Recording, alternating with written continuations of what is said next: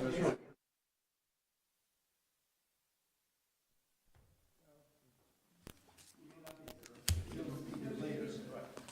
have a memo from, I think Lisa on that one. Rick, can we talk about Bruce? The sidewalk that has, whether Bruce is gonna be here early enough. 'Cause I'm not sure although he did know the agenda, so he probably is aware of it. Yeah, I forgot to remind him today. I knew he's usually really good about looking. Yeah. So we still don't have that scheduled. So if we're running ahead of schedule, that's where the problem comes in. Conceivably, we just started on general administration management. Place of that before we get to.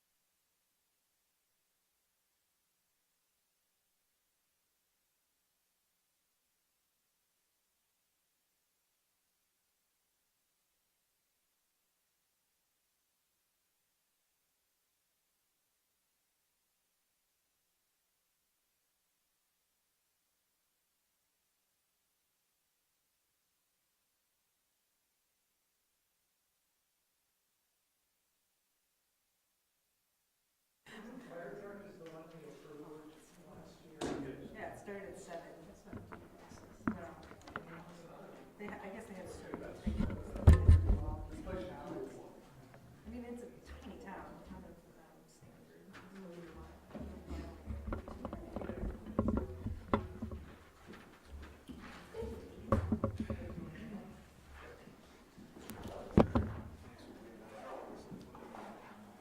Oh,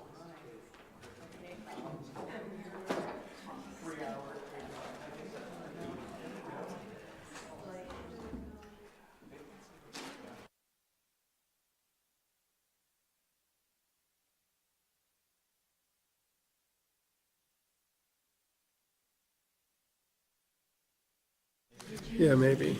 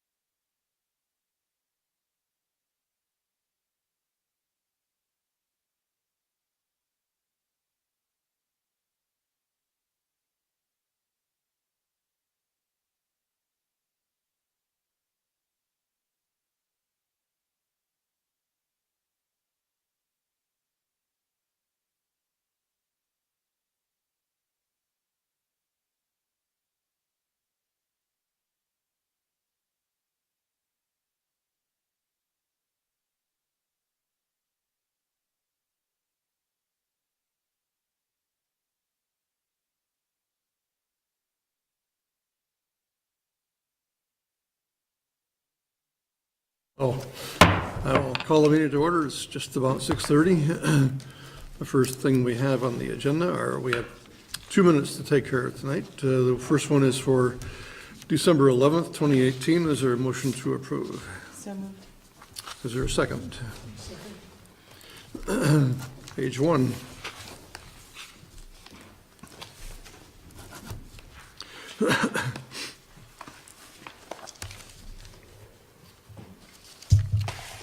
Page 2.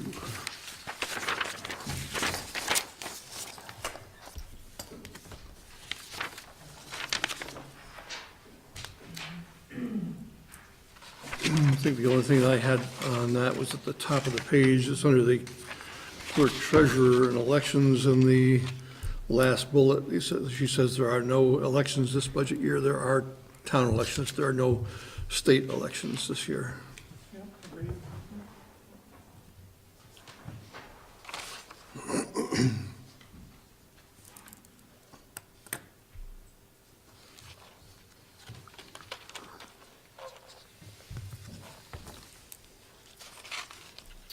Page 3.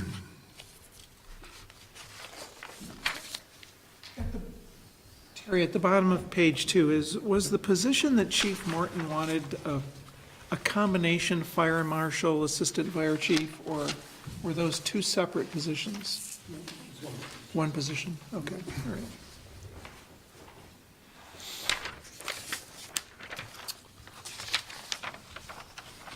Anything else on page 2 or 3?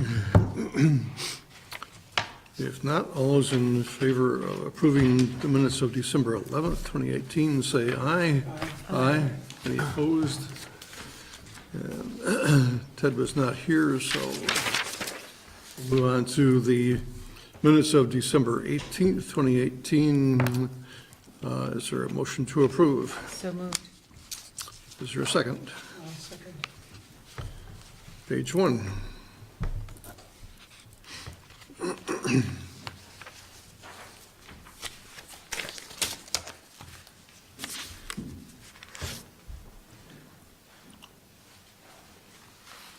Page 2.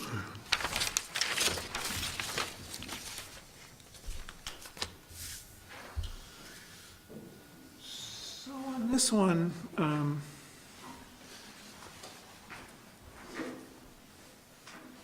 good. Page 3.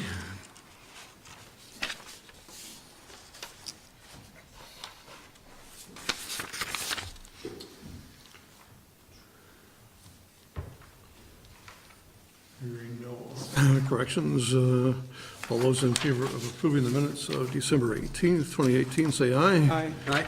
Aye. Any opposed? And one abstention, Joy. So we'll move on then to public comment. Is there anyone in the audience who wishes to make any comment on anything either on the agenda or not on the agenda? Seeing no hands raised, then we'll move on to, perhaps if Jennifer's not in the room either, okay. She's in the office, right? Well, maybe we can just move on to the Catamount property project update, and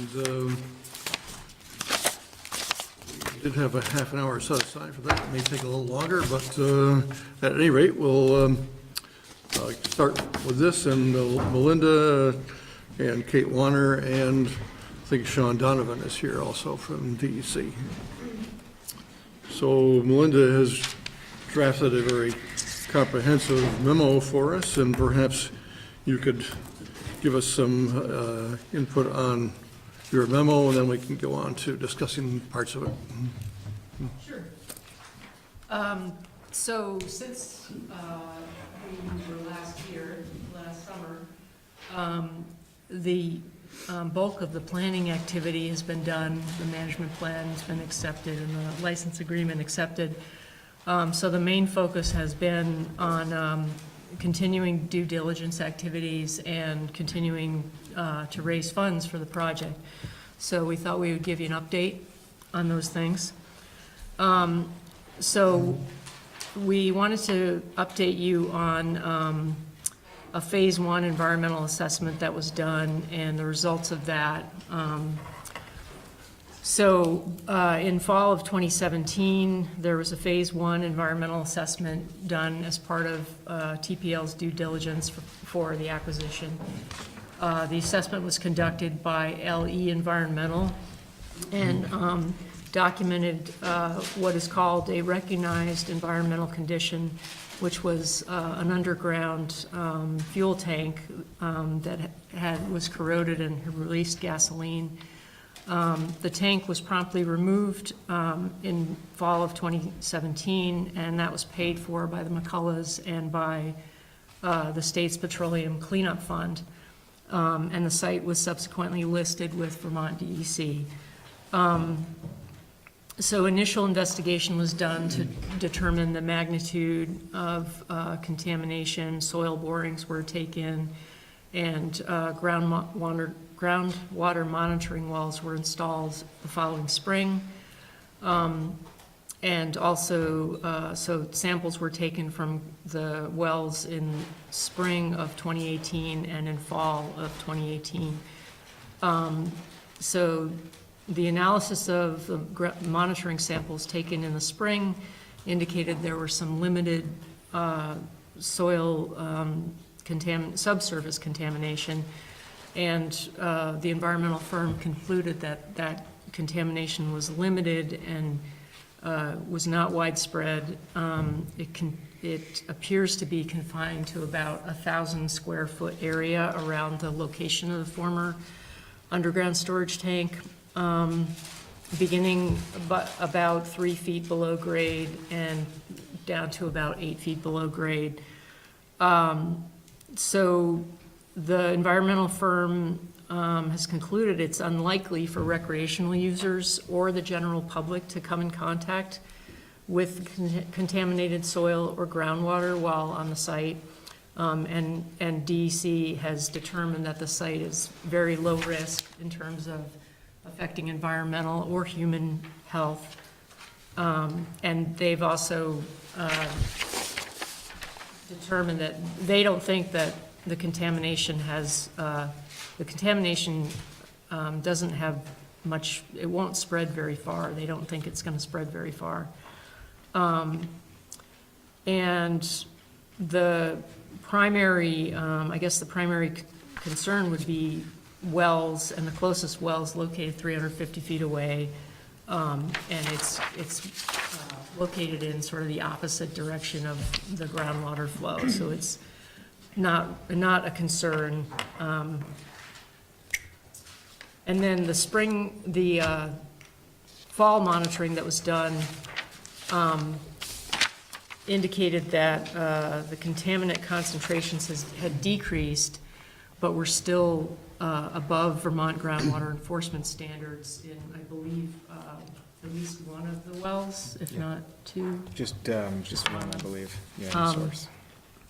So DEC is recommending at this point not to do any additional cleanup, just to continue to monitor and let the contaminant levels naturally subside until they're at acceptable standards. DEC has recommended that the town enroll in the BRELA program, which is the Brownfields Reuse and Environmental Liability Limitation Program, in order to limit the town's future environmental liability associated with this limited soil contamination. We are intending to submit an application to the BRELA program. We have not yet submitted that application. The application fee would be covered by the Chittenden County Regional Planning Commission, as well as the cost to conduct an updated Phase 1 environmental assessment, which would be required for that. And then, so what happens with enrollment in BRELA is that at the time that the contaminants have decreased to an acceptable level, the state issues a certificate of a completion letter, which basically says the issue's been taken care of, and correct me if I'm wrong, it won't be reopened in the future. So that's there are some benefits to enrolling in BRELA, which Sean can explain if you have questions about that. As far as the conservation easement is concerned, the Vermont Land Trust would like to temporarily exclude from the conservation easement this 1,000 square foot, or I guess it's 2,000 square foot, which amounts to 0.08 acres of land in the vicinity of the former tank until the state determines closure of the issue, at which time the area can be included back into the easement. And TPL's made some inquiries and determined that this environmental issue doesn't affect the Community Forest Program grant or any other sources of funding, nor does it affect the appraised fair market value of the property. So I will stop there, and I think if you have questions at this point before we go on. Right. This will be a good time to just take up this issue and then hopefully go on from there. So, Sean, do you have anything to add to what Melinda has said? That's a good summary. Okay. Then the members of the board have questions for either Melinda or Sean regarding the issue. So I guess if this was going on last, I don't remember it ever coming up before, so this is, when I saw this come out, this was the first time I heard about this. Did we know about this contamination last year? So in the fall of 2017, I was notified that there was an underground storage tank and that it was being removed and cleaned up and taken care of by the McCulloughs. So at that point in time, I didn't see it as an issue. It was my understanding it was being taken care of. And what I didn't know is the state process. It can sometimes take a long time to completely resolve the environmental issues, so that I was unaware of. But So when you talk about if it's very low risk, is that what they said, very low? If it's very low risk, then why do you need to enroll in this BRELA thing if it's very low risk? Well, it's quite simply, the BRELA program provides liability protection. So it's low, there's high, medium, low risk, and we would consider this low risk in terms of Very low. low. So it's not, okay, so it's not very low, it's low. It's a low risk. It's classified as a low risk or low priority site, meaning that the potential threats to human health and the environment are considered low. And so, again, the direct exposure risks are low because the contamination, it's an underground storage Right. tank that Yep. leaked.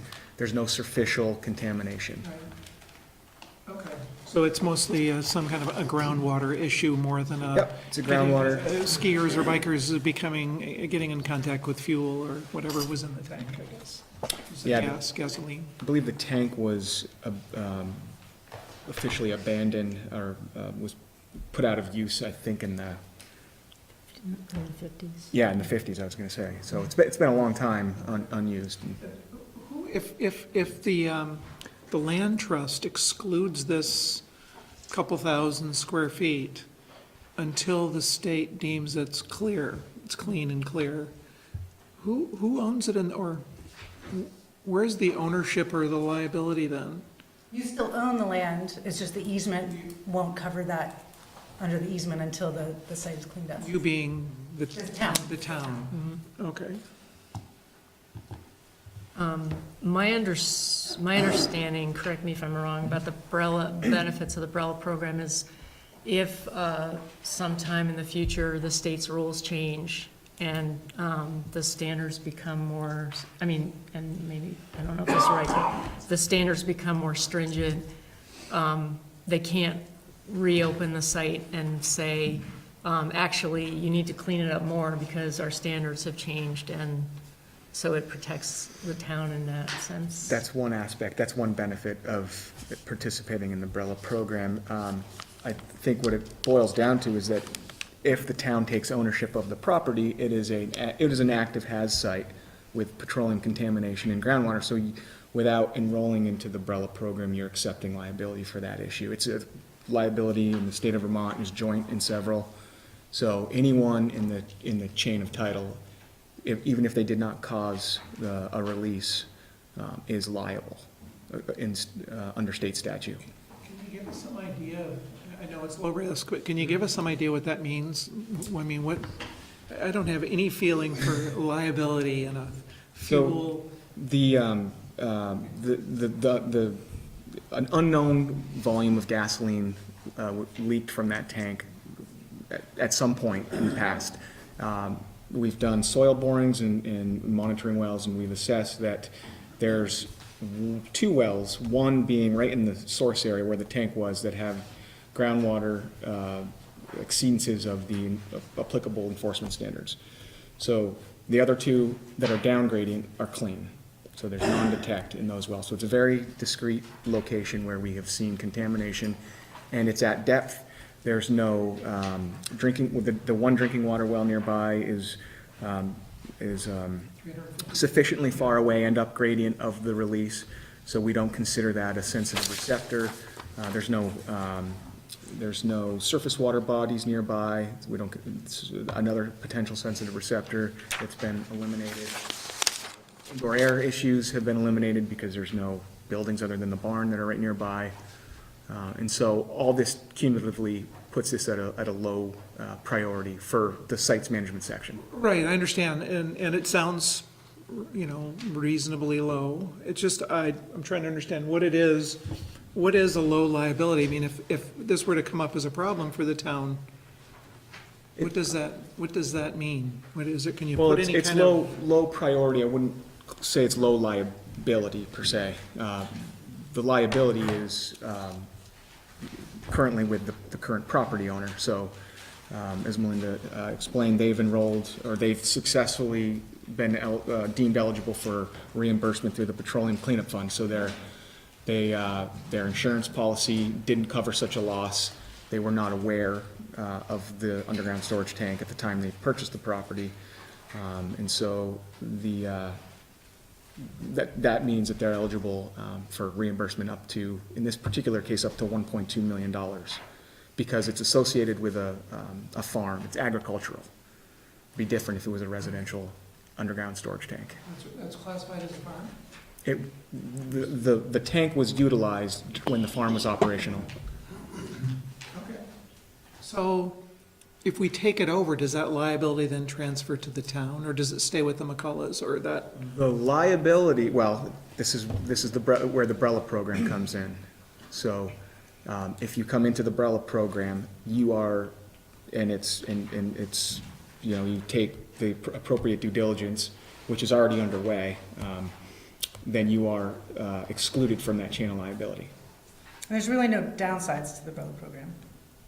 I mean, except for the application fee, which Regional Planning Commission is covering. So basically, if we, is there any acceptance criteria that we could fail, or are we? Not that I know of. So we basically get in the program, and then we would, if we acquire the property, the town does, then we have no liability? Essentially, yeah. So we're going to expect, the agency will expect to see ongoing monitoring, to see contaminant trends, if they're increasing, stable, or decreasing. If they are increasing, these monitoring costs are all covered under the PCF. They're all PCF eligible. So we've already been paying for that. I just want to make sure I understand something, because you just said if we enroll in that program, we're absolved of all liability. Once you receive your certificate of completion.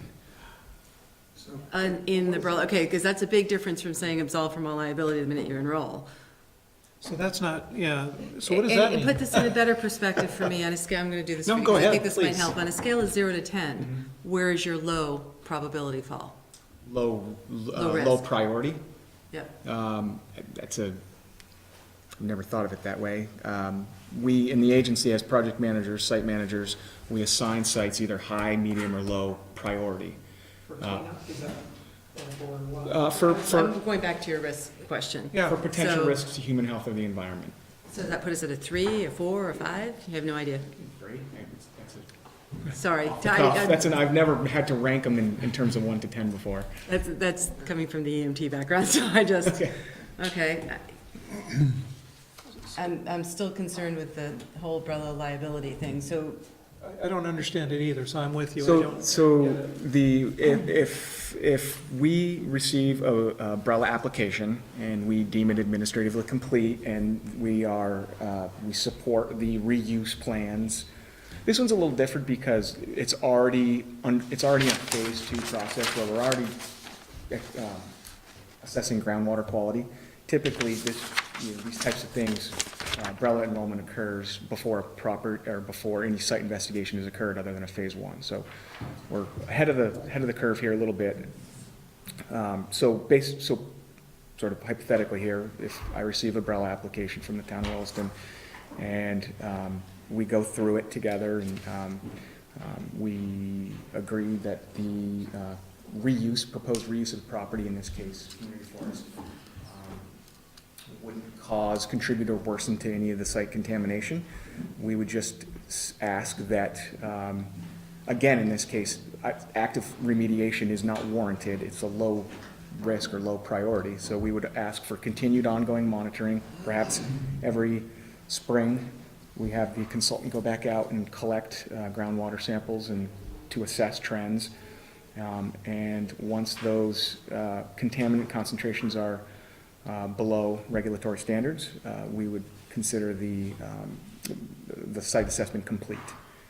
So only then does the liability go away? No. So So- as an active participant in the umbrella program, we, as the participant acting in good faith, continuing due diligence, we would, the state of Vermont would not pursue any enforcement actions. We wouldn't, you would be considered, in this case, a eligible prospective purchaser for the property. Meaning, there's categories of prospective purchaser or current innocent landowner. can I throw one more curveball at you? I'm sorry. Sure. Please go ahead first. Can I throw my curveball? Yeah, I had a question. Okay, so in the state's infinite way of changing their regs quite frequently yeah. and quite often, Mhm. I don't know if you realize I'm an attorney, and I deal highly with residential and commercial real estate, so I don't want to see the town getting into something that they're going to buy and enroll in a program where suddenly the regs skyrocket to a whole different level. I know you can't give any assurances because that's not what you can do, but that's going to be a huge underlying concern for me to make sure that all of a sudden we're not hit with a set of standards we can't possibly. I understand. So right now, the only contaminants we're monitoring are petroleum related. We're not testing for, PFAS, which is a big hot button contaminant today. It's just petroleum related analysis that we're doing. And as I mentioned, all of these costs are, assessment costs, are covered under the PCF. And Is we'll it safe to assume, though, if there's a grandfathering phase or clause of some sort, so that somebody who's enrolling now, if 4 years from now, your standards have switched and they've raised the bar 4 levels, that we're still going to be held to the level that we came in at? Yes, because you're going to do your due diligence. You're going to update the phase 1, which Chittenden County Regional Planning Commission has said that they're going to pay for. So that's a requirement to have a current phase 1. And you're going to continue to, act in good faith and comply with agency expectations. So continued monitoring of the contamination. Not trying to beat you up, just No, trying to that's fine. understand. No, I'm no. sure you have follow-up, because I'm waiting. I'm like, come help me now. First of all, full disclosure, Sean and I work for the same department, and actually our work responsibilities overlap to a degree, so I just want to make you aware of We speak that. the same language, so this is We good. sometimes do, but believe it or not, we often don't. And that was, but first of all, where the heck on the site was this gas tank? And was that found in the site environmental, I That was mean, found during the phase 1 environmental site assessment. McCullough obviously didn't have They it did done not, when they bought they it. did I not wanted to know. find out where that gap was, okay. Yep. Okay, thank you. And then as that's getting pulled up, maybe one thing that would help is, first of all, Sean, how common are these low-risk type gas tank I don't know what the right word is, sites, for lack of a better word. Sites, yeah. Yeah. I'd say it's more common to see, higher priority sites, given the close proximity to sensitive receptors.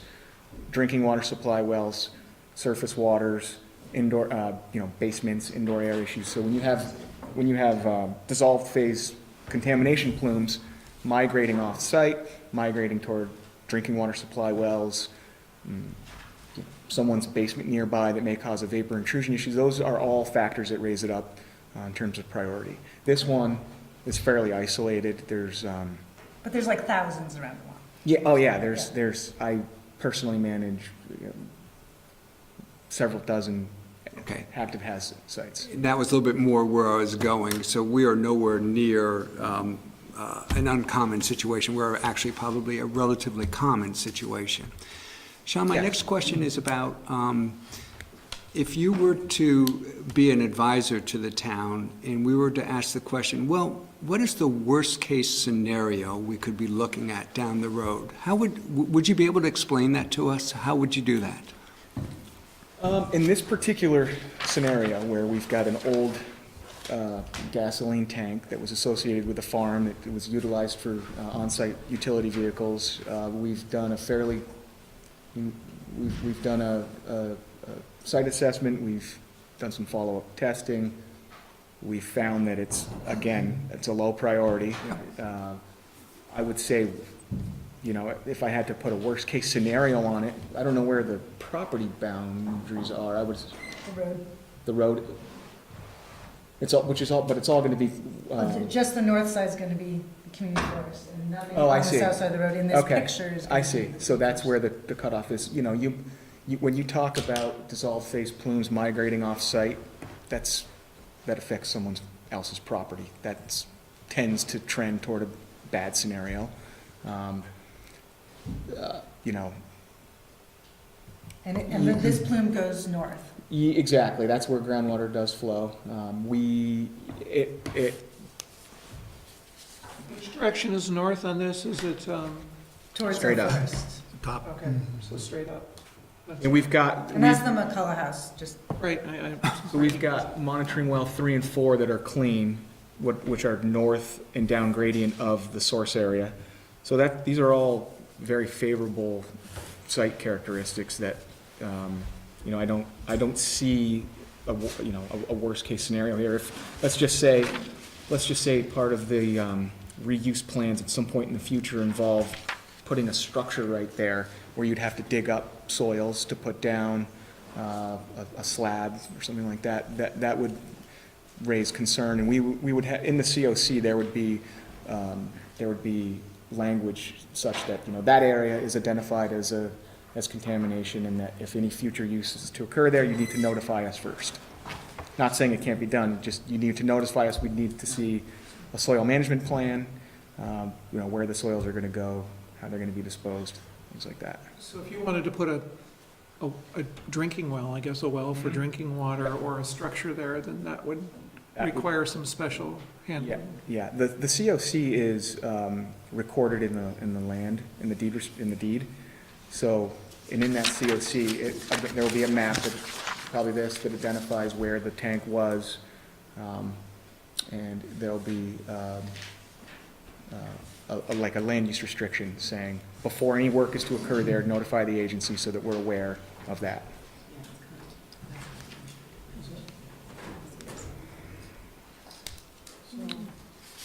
And then, Melinda, actually, 2 quick questions for you. There are 2 acronyms in here that I don't know the meaning of. Yeah. VLT on Vermont the Land last Trust. paragraph?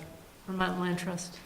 Okay, the Vermont Land Trust, and TPL, Trust for Public Land. Okay, I just wanted to make sure. And then my last question has to do with, there's the mention of the drinking water well.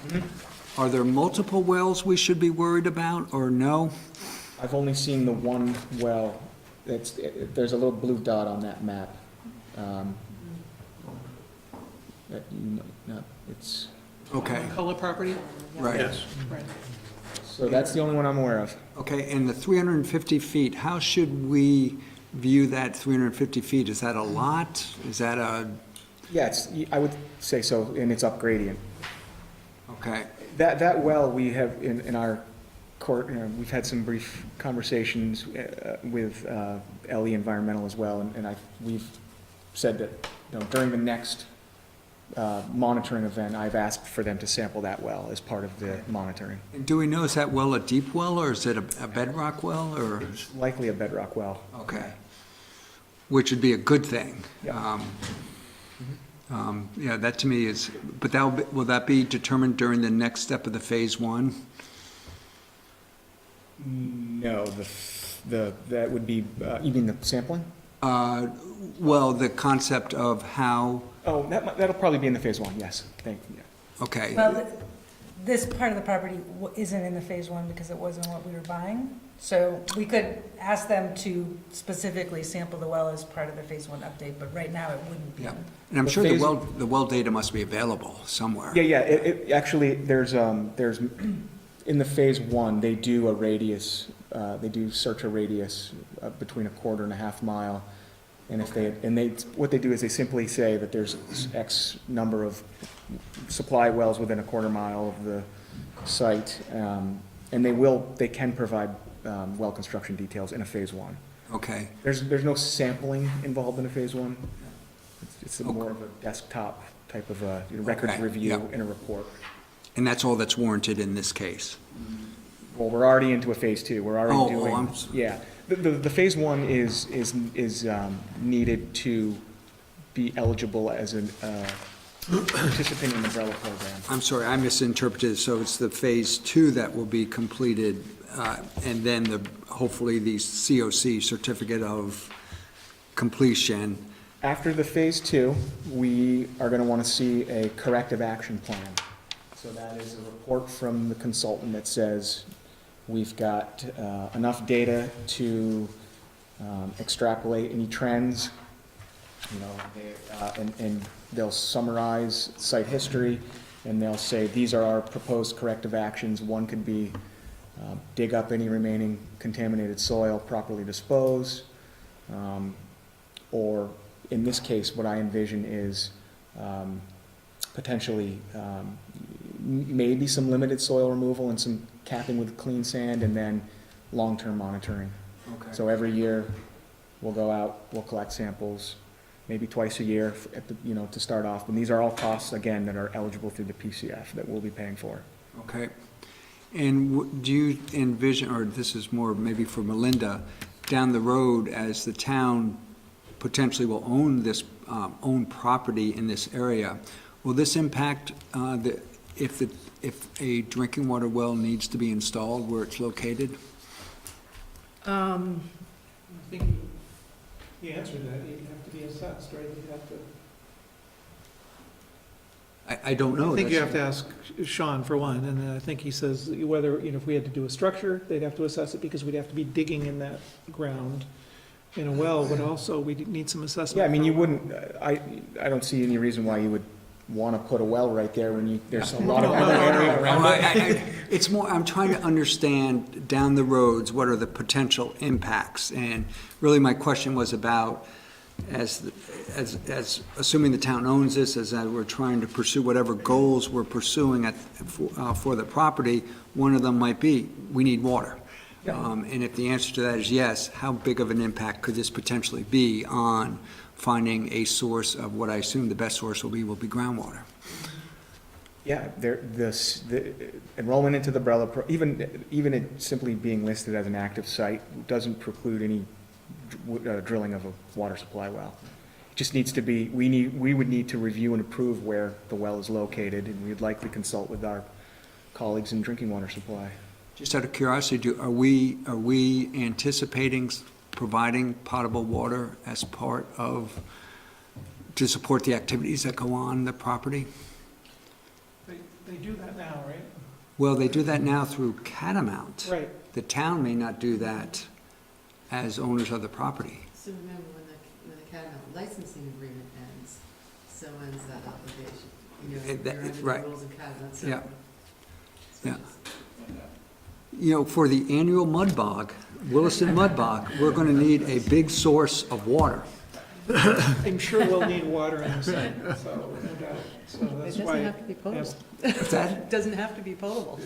Well, in that case, maybe not. It may be more desirable, but it's just, I'm just trying to understand what, this is the, kind of the first we have heard about this, so just trying to understand some of the liabilities. And I'm not hearing anything I think is earth-shaking. One of the questions was already answered by Sean, so I was concerned about. You said, as long as we continue with our due diligence, I wasn't clear exactly what that meant, and I was concerned that we would have yearly costs for monitoring, but it sounds like the umbrella program takes care of that. Well, the PCF takes care of that. Yeah, and in this. Petroleum cleanup. Petroleum cleanup fund. So, I guess due diligence, continuing obligations would be to, and as I envision this, to do continued sampling to assess contaminant trends. And We're not doing the sampling. we would just want to see it to continue. It doesn't, we don't necessarily. That's taken care of under Umbrella, correct? For the PCF. But who manages? Who manages, that's what we're trying to get at, is what is the continuing obligation of the town? Are there continuing fees every year for being in this program? Nope. Okay, so once you pay, what's the one-time fee? There's an application fee of $500. That's it, Yep. okay, Yep. just wanna make sure I got that part. And then it's this continued monitoring. Right. So we would want to, typically what happens on all the other sites throughout the state of Vermont is that the property owner has a qualified environmental consultant, and they provide me or any other site manager with work plan cost estimate to do these annual sampling events. We review it and approve it, and they do it, and they submit a report to you and to me, and with conclusions and recommendations. So who's the price for that consultant, though? And that's paid through the PCF. The town has to manage it. Right, that's- PCF pays for it. Is that what you're saying? Correct. So the property owner has to, in this case. Maybe the town's responsibility to ensure the annual or twice annual, whatever the requirements is, monitoring actually occurs. It's our responsibility. That would be our responsibility. And I would say that it's, once we've selected a corrective action, i.e. continue, long-term monitoring, your consultant will have that flagged on a yearly or Yep. semi-annual basis, they'll say. And they'll basically contact me and say, listen, it's spring 2019, and here's our work plan cost estimate for sampling the Catamount Outdoor Center site. Okay. Is it just, again, this is more of a curiosity than anything, is it the type of thing where the consultant bills your program directly, or does it go through the? They bill us directly. Okay, so we don't even see. You're certainly, Welcome to look at it, but we Yeah. don't actually see the bill itself, if you will. Okay, and there's specific PCF rates, so. okay. It's kind of like insurance. Yeah. So I don't know if this is helpful or not, but we worked with the town of West Windsor 2 years ago, a very similar project where they bought the old Ascutney ski area, and they had a maintenance shed where lots of things were dumped down the drain. And that was a much more serious issue, and the town enrolled Umbrella, and it's being cleaned up, and everybody's happy. But if you want kind of contact information for the folks at West Windsor and want to talk to them, I'm happy to connect you if you want to talk about their experience with that on their town forest. I personally think that's probably not a bad idea, to at least follow up with a phone call, and everything from, we can't believe, to, yeah, it went smooth and great and no issues. Okay. I believe as a municipality, this just occurred to me, that you are eligible for your certificate of completion upon, if the work is substantially complete. So Okay.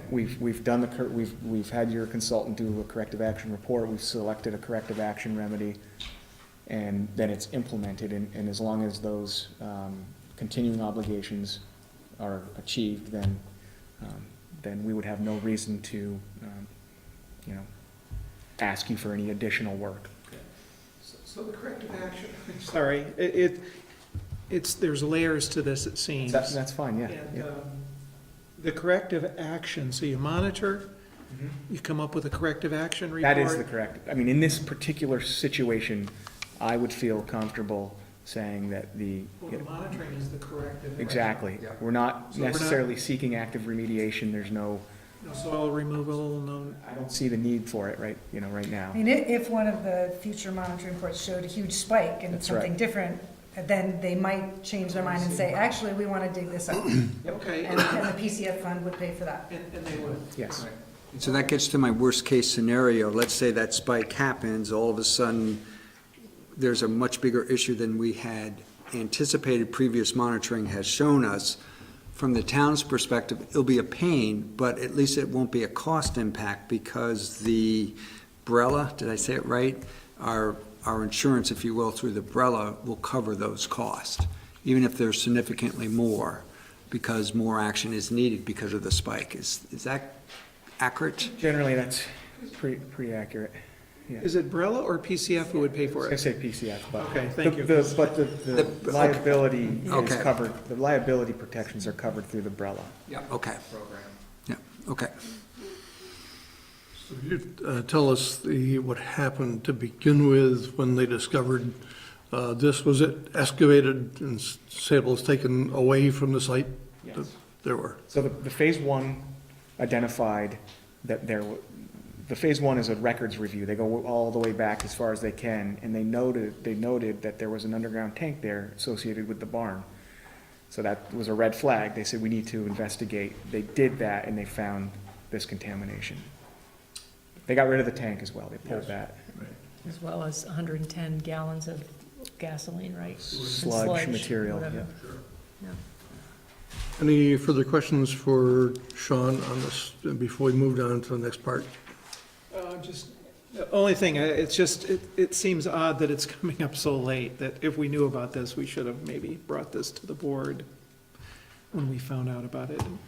To have this show up on the day that you're asking for funding is kind of, I don't know.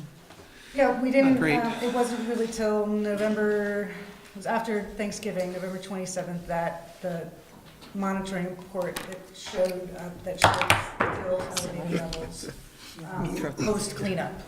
And that was, I mean, Right, but you had already taken action to do some cleanup. It seems like, yeah, I mean, we also did a lot of things with the title that needed to be solved, that we don't want to bring to the select board at the very beginning. I mean, we were we did our due diligence and we were cleaning up okay. kind of all parts of that, survey, title, I don't know. I mean, while I agree, I would love to have had those beforehand, what they did was exactly correct. You just don't know when you get into what you may or may not have. And I guess I'll add that, you can submit your application, we can work together, and there's no penalties for early withdrawal or anything like that. If you decide that you don't want to be a participant in the program. We have the application just about ready, so we may be submitting that as soon as tomorrow, I think, right? What's the acceptance process then for Brella? If it's submitted, how long does that take? A week? Yeah, maybe a couple days. I'm pretty well caught up to speed on this site already, so. Are we ready to move on to the next issue? Okay, Good, yeah. all right. Thank you, I think Thanks for your time. thanks very much. Feel free to contact. Yeah, so the second update we had was about the appraisal. So the first appraisal and multiple revisions that were requested from the federal review appraiser still didn't meet federal review. And that's not to say that the appraisal was wrong or incorrect, but that the appraisal didn't meet the Yellow Book standards the way that the review appraiser wanted them to. So we had to start over with a new appraiser, and that has been approved by a different federal review appraiser, and it is above the 1.6 million, so we will move forward with the contract as written. Can you say what was wrong with the original appraisal? And It was more kind of the methods and assumptions that were made. They didn't see eye to eye, the reviewer and the appraiser, so it got kind of into a Change both the reviewer and the appraiser? Well, we actually hired the review appraiser to do the second appraisal. And then we hired a different review appraiser to review him, if that makes sense. Partly because he's an expert, and we just wanted it done quickly, and he was already familiar with the property because he had been the review appraiser. Is it, do we see that appraisal anywhere? Do we get a copy of that? or- You'll get it at closing, or That before was the closing. original arrangement we had made, we talked about that. It was an issue about confidentiality. But we made it a condition that we would see it before closing.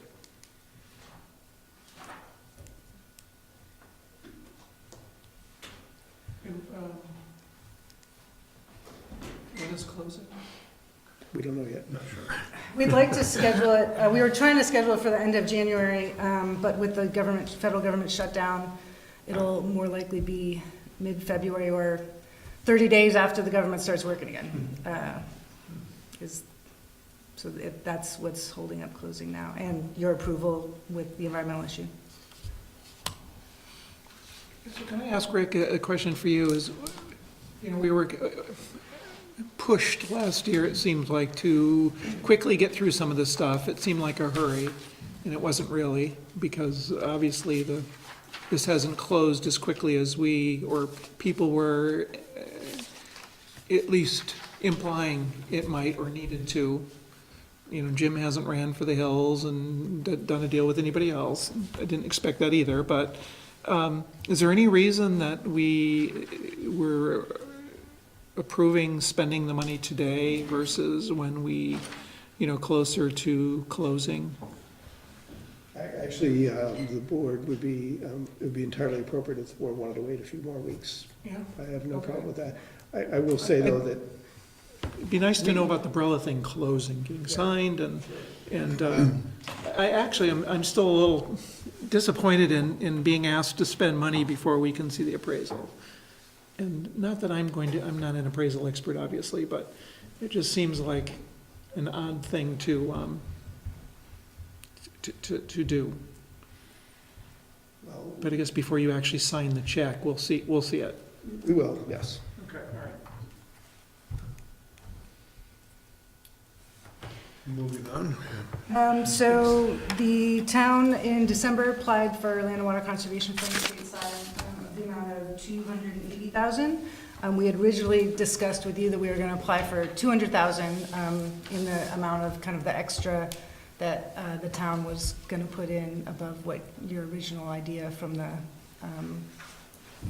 Thank We were you. gonna be 400,000 and it went to 6, right? We got a 600? Yes. Okay. And the reason we applied for $280,000 is that after all of the shaking of trees and multiple, we have fundraised hard, near and wide, with all public sources, private sources possible, and we're still $60,000 short. So Trust for Public Land is prepared to put in our own funding into capital at closing, with the hope that some of the LWCF funds can reimburse us for that. The purchase and sale amendment would address that, because right now the purchase and sale agreement between the town and Trust for Public Land just mentions $200,000 from LWCF stateside potential. And right now, the way I drafted it, it basically says the first 200 will come back to the town, and then anything above that will come to TPL up to 60,000, and then the last 20 would come back to the town as a stewardship endowment fund for future management expenses on the property. And what I'd like to ask you to consider is whether you would be willing to kind of share the risk with us. And instead of having kind of the first 200 come to the town, and if it's over 200, then we get some reimbursement, that if you'd be willing to kind of, if the award was 150, you guys would get 120 and we'd get 30 or something like that. I was gonna suggest that we should get 220 before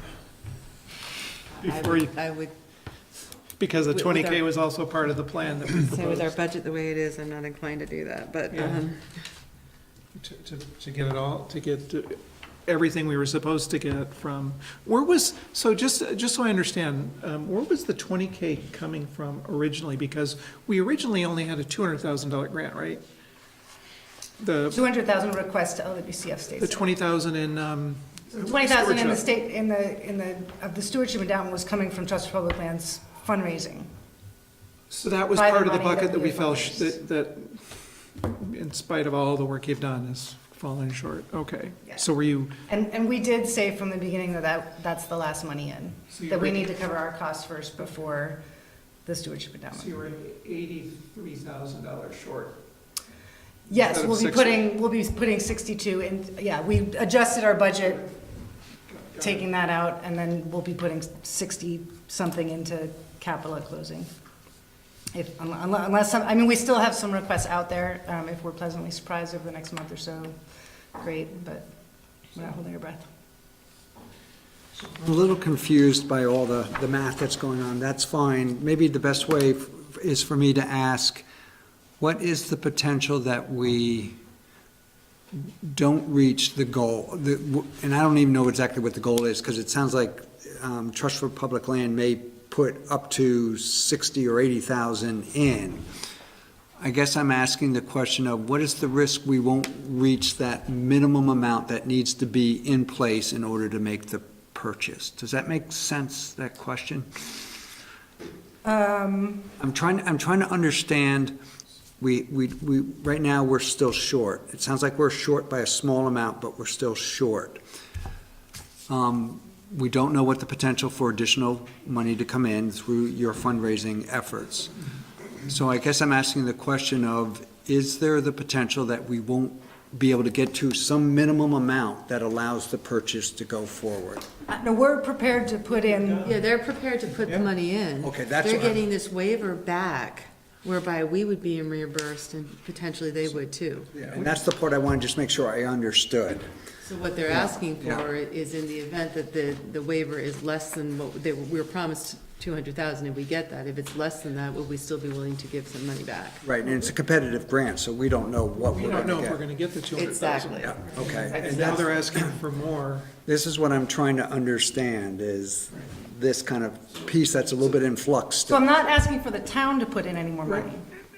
I'm asking that if we get the grant, and it would be great if we could get a portion of that grant, even if it was less than 200.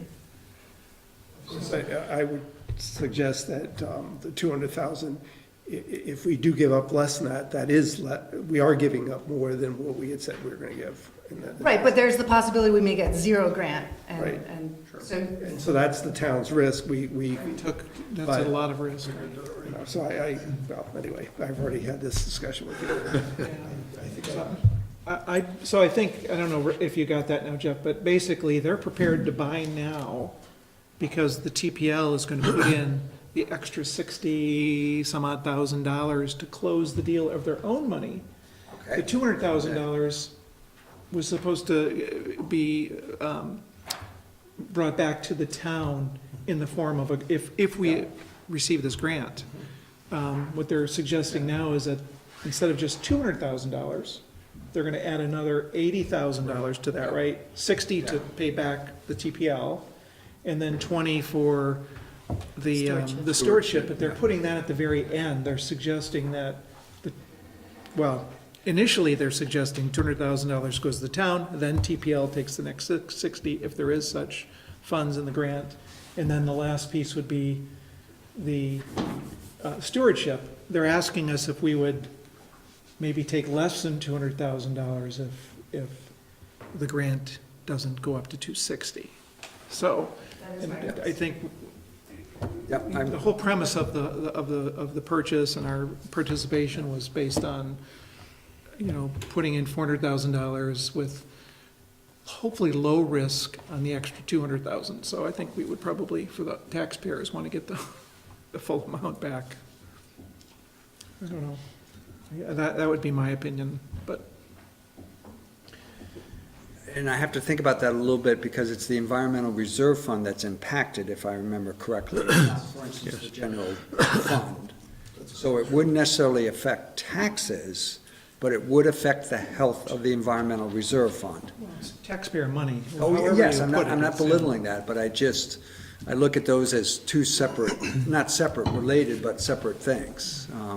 We have used the Environmental Reserve Fund to purchase many things, and this is just another way of looking at it, kind of the way I'm feeling about this is how strong is our desire to buy this property? If our desire is kind of on the lower end, maybe we wouldn't be willing. I think there's a lot of need and desire. The point, Jeff, is that even if we don't get a penny from this additional grant, we have the money in place to buy that land. Right. It means the town would have to contribute 600,000 instead Right. of the 400,000 we're hoping to contribute. And the Trust for Public Land would be on the hook for 60,000, or 80,000, no, 60,000. Okay, but my point is that it's coming out of the Environmental Reserve Fund, that 600,000 or 400,000, whatever it ultimately ends up being. So it's not, we don't have to budget for this expenditure, it's already in a fund that was set up for these types of purchases. The liability is gonna be is, if it's 600,000, our health of our Environmental Reserve Fund is worse or less, or whatever you should financially say that, than if the expenditure out of it is only 400,000. Is that correct? I just don't like the ever-changing deal. It was set up as one way, and then it's now changed, and now it's coming back to something else, Yeah, I and get that, yeah. that's, Right. I have a problem with. We went into this thinking it would be a 400,000 ERF expenditure, and now it's, Based on Rick's potentially more. assessment, Asking to take- he we're being feels asked this to is take all right, less. Right. I'm Yeah. okay with that, but I'm not okay with saying if we get less than that, that we're gonna give some back. No. I mean, that's my personal opinion. okay, good. If that's a consensus of the board, which I suspect is the case, there's still the other issue about if we do get a grant that exceeds 200,000, what happens to that money? And how is that distributed? Because right now, we've only planned on, at the most, receiving 200,000. Then I'm fine with it, because that was what you expected. You entered into this with the belief that that's what you were gonna get back. If you wanna give the excess back to the Trust for Public Land, I don't necessarily have a problem with that. And if we're lucky enough to have money left over after that for the stewardship fund, great. We kind of, the only thing I'll say in difference is we kind of expected the 20K in stewardship. That was part of the fundraising deal. That was what was supposed to come in. That was our plan, was to have the 200,000 in the grant. The 20,000 came from their fundraising. It was part of the closure of the deal. But, I mean, As Kate said, that was the last 20,000. yes, I'm less passionate about it, although, So I guess I kinda feel the same way, because it was the last part of the deal, but keep going. So the purchase and sale amendment basically just says that the LWCF money that we applied for was greater, and that's how it would work. And then it also just briefly mentions our encouragement to enroll in the umbrella program and acknowledgement of the environmental issue. So it's pretty straightforward.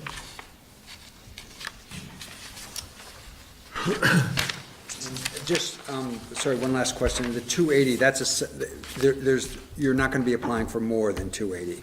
No, we applied in December, in the beginning So of that's December. said and for done, 280. okay. And Melinda and I will be giving a presentation to the committee next Friday, and they'll make decisions beginning of March. Okay, how competitive is this grant program? Well, 2 years ago, when I was on the committee to judge the grants, there were only 3 applicants applying for a total of $600,000. This year, I think there were 14 applicants, but they have more money this year too. So, and I have no idea how much the other groups are applying for. So we'll see.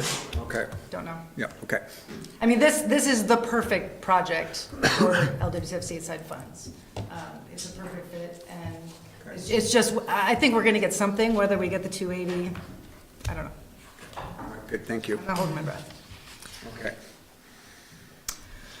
Along with the Land and Water Conservation Fund requirements, there are some language deep in the manual about any licenses that are held on properties funded by LWCF stateside. So if we were to get the LWCF grant, there would need to be some changes to the license agreement with Catamount Door Family Center, and there would also be some minor changes to the conservation easement that don't contain any significant changes. It's mostly about, grant agreements and that it's going to be used for recreation. Actually, on that conservation easement, I copied the pages. Oh, great. That were changed, and so, okay, good.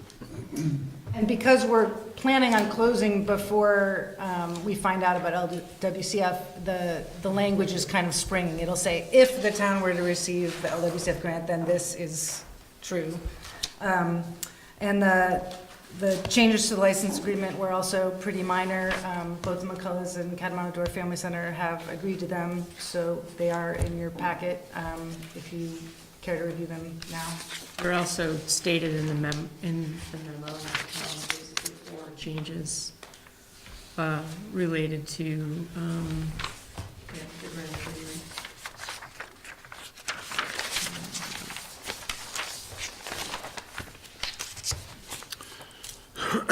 So if it were not for this, the federal shutdown, would you be pursuing closing now?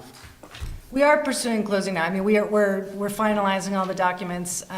We can't set a closing date until everything has been reviewed by the U.S. Forest Service and approved. Okay. And they, I imagine, knowing the person who's going to be reviewing it, that he'll be able to turn it around in 2 to 3 weeks, depending on what else is on his plate when he gets back to work.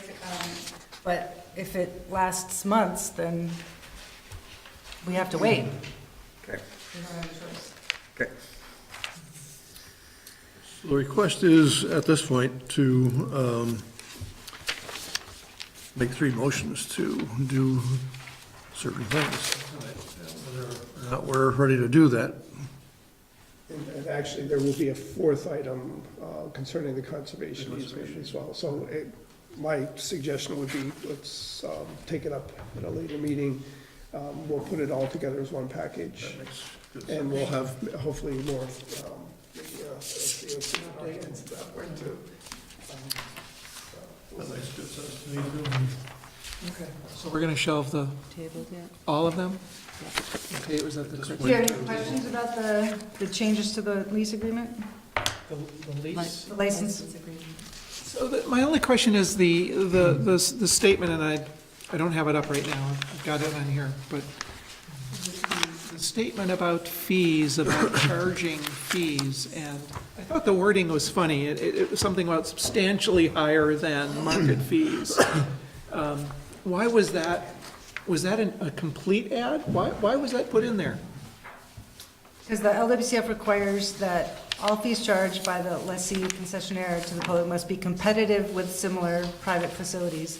So that was actually the word we first put in, and Rick responded, well, what if they're lower? We want them to be lower than. Yes, exactly. Right, so then we changed the language to say we don't want them to be higher than similar facilities, but it's okay if they're lower than similar facilities. But it says, I thought the wording was funny. If you really wanted them to be lower. It says they're not significantly signif- more than Significantly fees more, charged. right.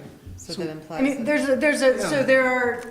so I gave an That's the word example I of did like. 7 different places around Vermont, both winter and summer mountain biking places that charge fees. And there is some difference between the 7. Not substantially, but, you gotta kind of take an average. You can't. Well, then why not have the rest of it maybe less? Yeah, exactly. Because the way Rather- you've got Well, it written. LWCF doesn't require it to be less. It requires it to be competitive. Right, but the point is, for someone reading this, it says, okay, it looks like it has to be competitive, but we have no obligation to do that. They could be less. Yes, absolutely. So that clarifying language might help for, because I read it the same way. Yeah, it looks So I was odd. like, It okay, looks, if you want to put it lower, how come you can't? yeah, so are not significantly more.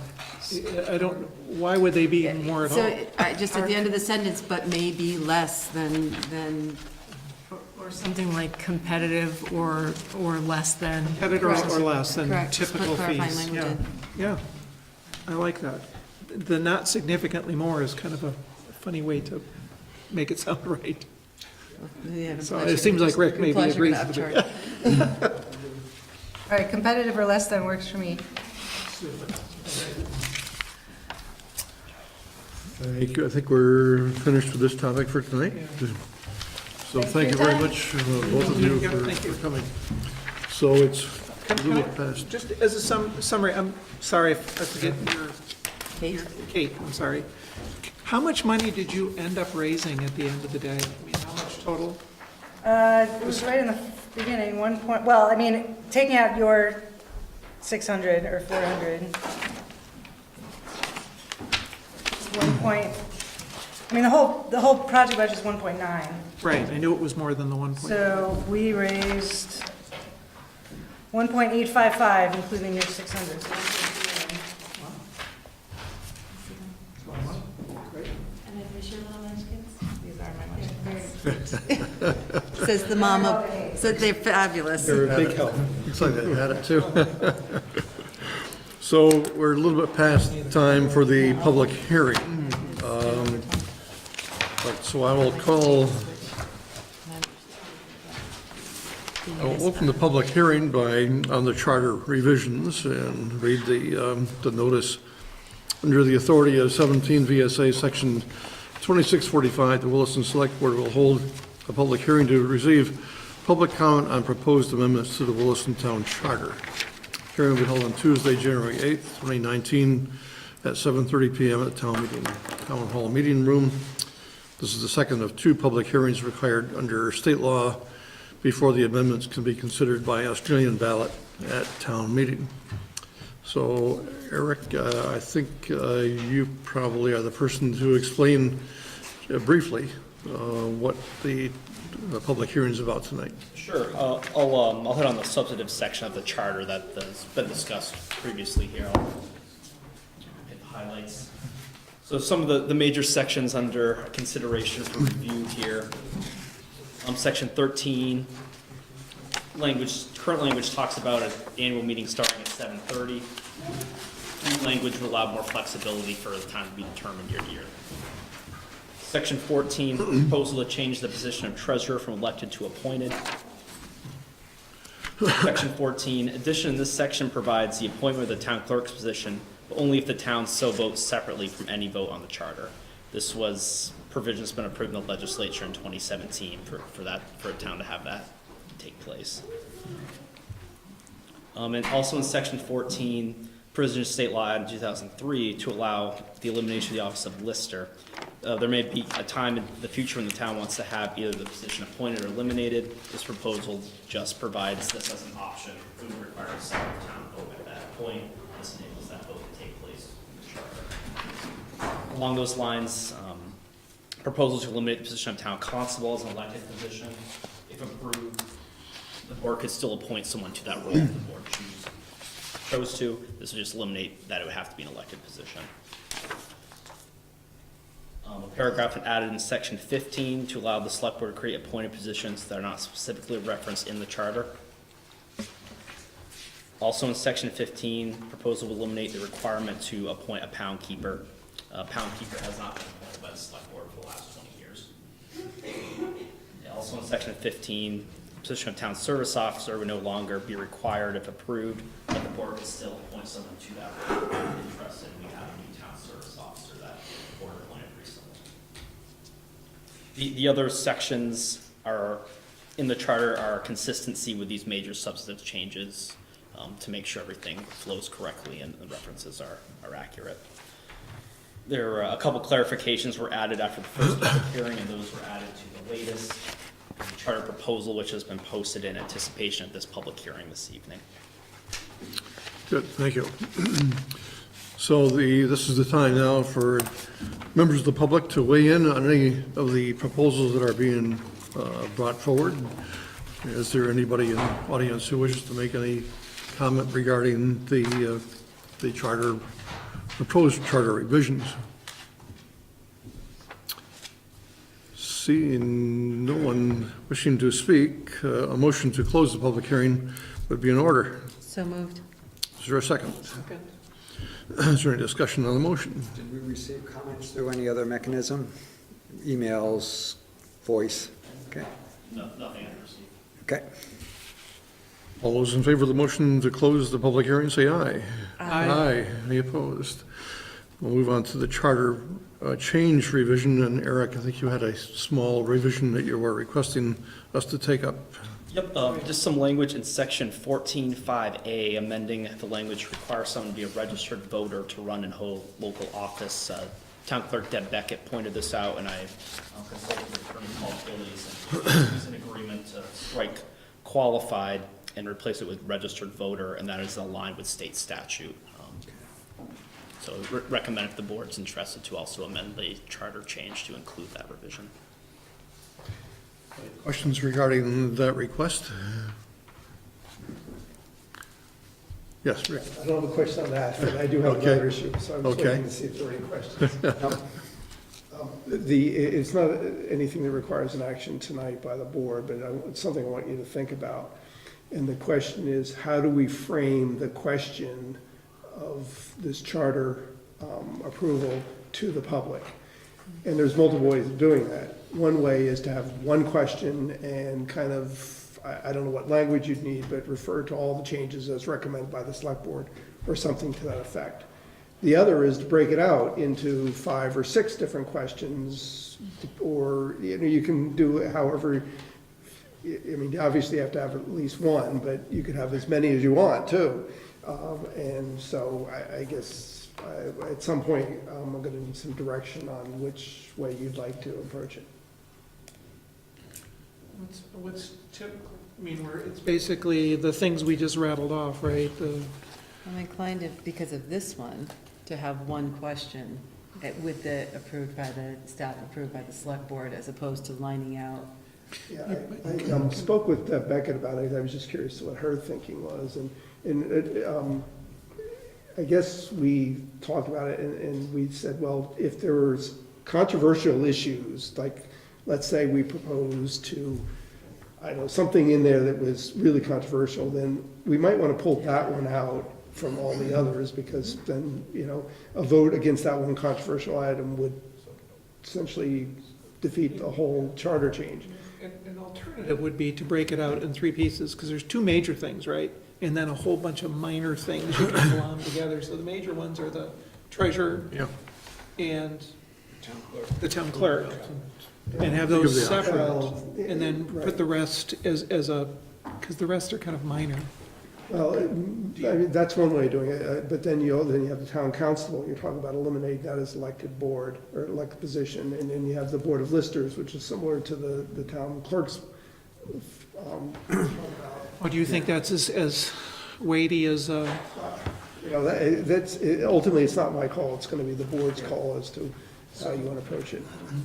I'm oscillating, or maybe that's not the right word, but on the one hand, I'd like the idea of one simple question, that makes it easier.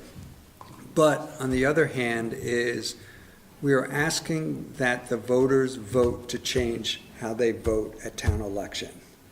And, you know, what they vote for. And I think that's kind of significant. So when we're asking them to change, for instance, the town treasurer, that will no longer be an elected position, it goes to appointed.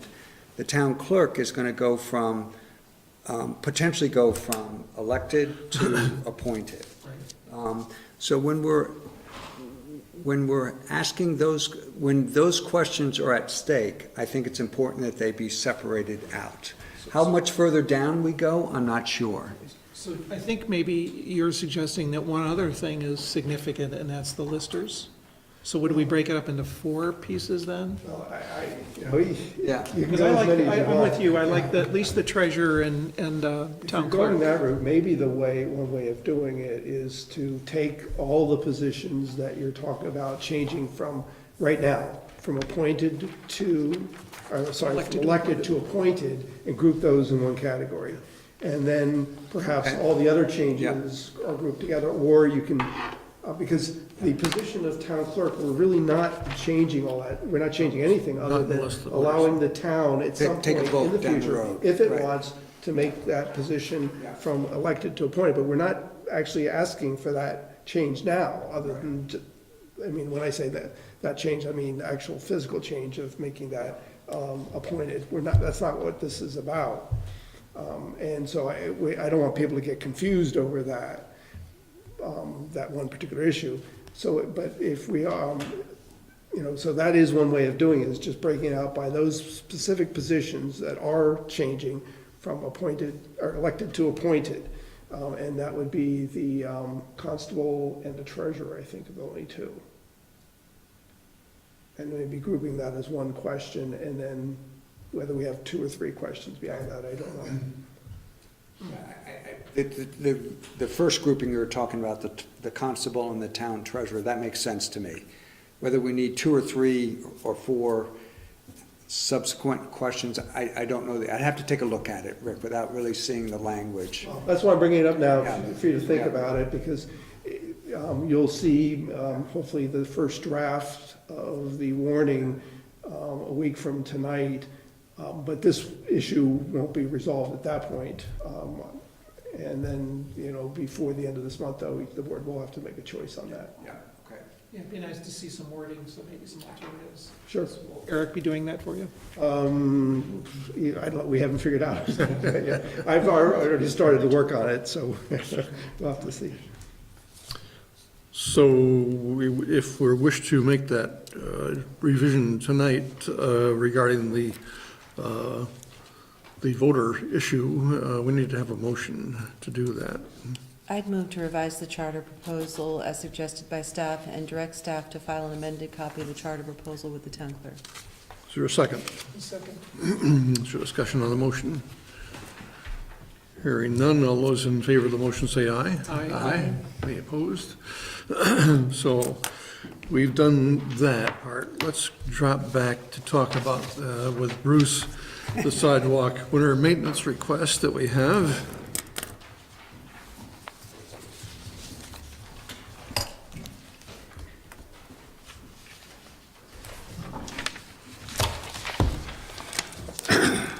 Okay, since we did this last, we had another request that actually came in just before the other ones, or just after the other ones, but not in time to take a look at it before the meeting. So anyway, there's been another request, this one from a resident in Heritage Meadow neighborhood, Wildflower Circle, and took a look at it through the criteria that we have, and determined that it only meets 2 of the 8, and we're not recommending that it be added to the list at this time. So do you have any questions for Bruce regarding the issue? We talked about this last time and decided that we needed to take another look at the policy. Right. When will that come up? So I guess I'll state I'm in agreement with Bruce in that Heritage Meadow meeting 2 of the current 8 criteria is no different than the other ones we denied, so. As far as the answer to your question about scheduling, I can't give an exact date at this point. It probably won't be this month, because we're wrapping up budget stuff. It could be next month possibly, or March at the latest.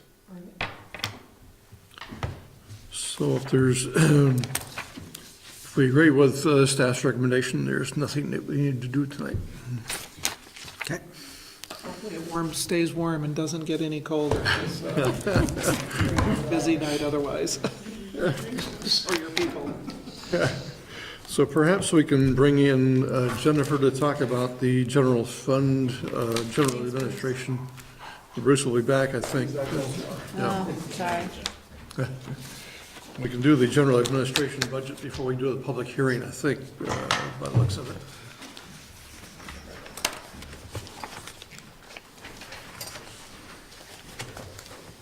Hi, Jennifer. If you would be willing to try to get through the general administration part of the budget before we go into a public hearing on the budget. I think there's only a few things on the capital budget, mainly the operating budget is the big part of this, I think. Yes. It's in the big book on the operating budget, general administration. Yes, I'm gonna go through general administration.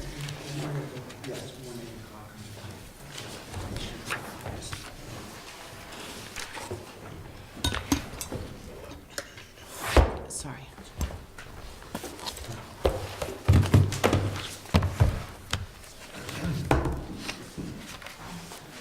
All right. Okay. So under the select board, you see a slight increase in the select board wages of 2%, cost of living. That's what we have done in the past.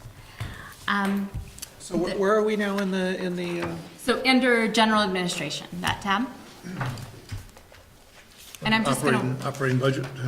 yes. I'm just gonna walk through some of the highlights of changes in that area.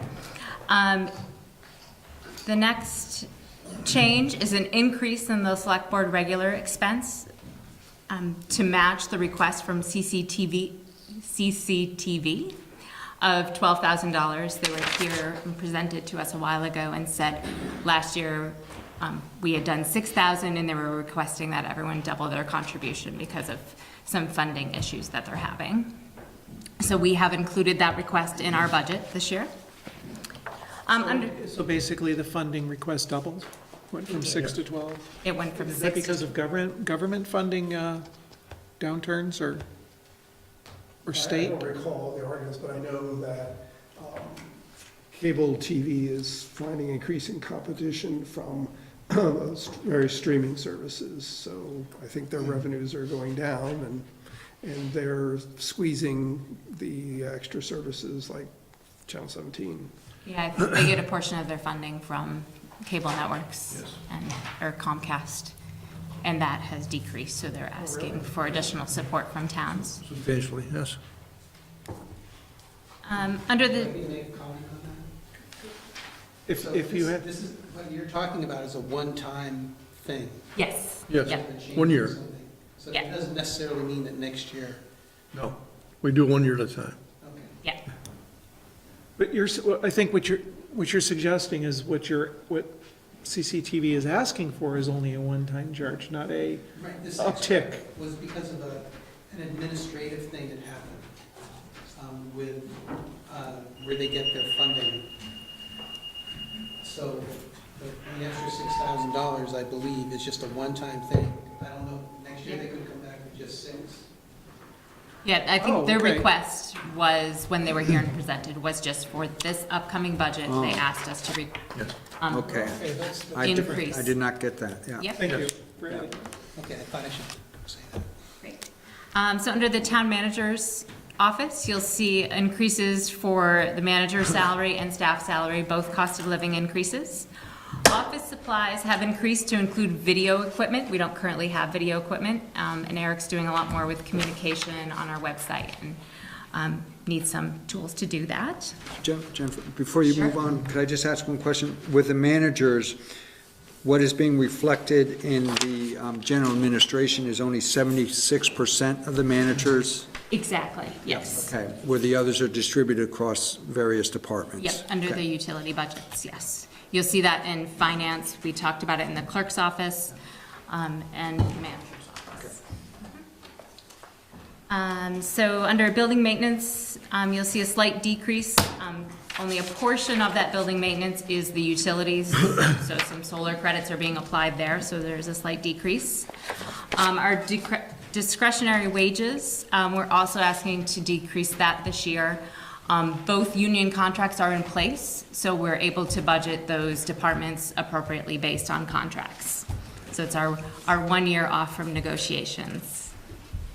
Under the finance department, in the salaries is the finance director and bookkeeper salary and benefits. Under audit fees, we're currently under contract with Fothergill, Segali, and Valley through fiscal year 2019. I have budgeted 2020 to just be an estimate. We don't have an auditor currently in place. We will potentially take that out to bid, or we will ask Fothergill to give us an extension. Due to the changeover in the finance director position, it's always good to keep your auditor in place so you don't have 2 changes happening at once. It provides some consistency and they know what to look for. So that would be my recommendation. And under the Board of Listers, we're continuing with the same services that we've had in the past few years, so no additional increases really in that area. In technology, you'll see there is an increase to computer application support. We are continuing to explore managed IT services for fiscal year 2020. As manager's office has probably noticed, since I'm not around, that the need for managed IT services is real. And right now, we currently are very reactive with our IT service, so we call when we need support. It's better to get on a plan where we're actually being proactive with that, and they're coming in and checking our systems before there's issues instead of when there's issues. So how does that work? Yeah. Could you talk a little bit about that? I mean, I understand the concept. Is it the type thing where they'll come so many hours a week, or?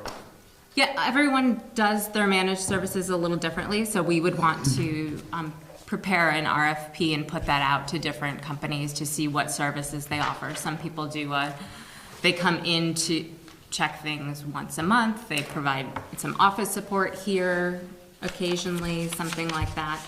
They're all very different, so Okay. we'd want to see what the town wants for those services and put that in an RFP. Okay. But I've increased the budget slightly to maybe make that transition in 2020. So not for the full year, because we don't know what that cost is just yet, but increasing it slightly to maybe provide that for half a year. Okay. Is our IT equipment just remote terminal, basically, and we use software as a service somewhere? Is that, or do we have local applications and machines and? We have everything on a server right in the back corner there. Yes. And most of our service that we use is our NEMRIC software, which we'll talk about in our capital budget. But that is our finance software, our clerk software, all of that, and we actually currently own that software. So it's not cloud-based. Just curious why we haven't looked at software as a service, just, is that less expensive? You will see that in the capital budget. We are thinking about what is that next option for us when it comes to software. Our current software, I'll just go into it now. Our current software is about 15 years old, and it's owned by an individual who may be retiring at some point. Right now, there's not a succession plan for him in his business. It's a very small operation. We had an issue once, and we had to wait for someone to get off a plane to help us. So it's very small. So that might not be the best thing for us in the future. So it's something that we as a town need to start exploring. What is that next step for us? I think one other interesting point to this is that most municipalities across the state are in the same boat because they're using the Yes. same software. So might you all get together on this, or? That's a possibility. Yeah, I think that's a really great idea to kind of look at what's out there and explore it as. The benefit of software as a service is just, you don't have all that local installation. It's basically on a server in, what they call the cloud, right? It's out, it's not local. It's maintained outside, and you have just basically your connections are just dumb terminals, if you will. They're PCs or laptops, but it's Yeah. managed remotely, so. Yeah, and the piece that we have to look into is a lot of our work comes from the state, and we send information back and forth to the state so we want to make sure that we're getting something that connects with everything. So we don't be out there on our own with our own system that doesn't talk to anything. Legal services, we did have a change in our legal service this year. We are lowering that amount based on the contract that we currently have in place with. That may be,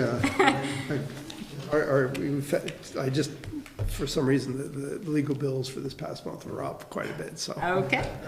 So whether that continues or not, it's a different matter, but. That takes care of operating budget. One quick little, and this is really almost funny, and I forget how I was but I was looking at it was a report by the town manager in 1993. This is before I was manager here. And he was talking about the budget. And he came to the legal services and he said, of course, we have budgeted $35,000 for that. That's, Yeah. our budget hasn't changed in all that time. It's gone down.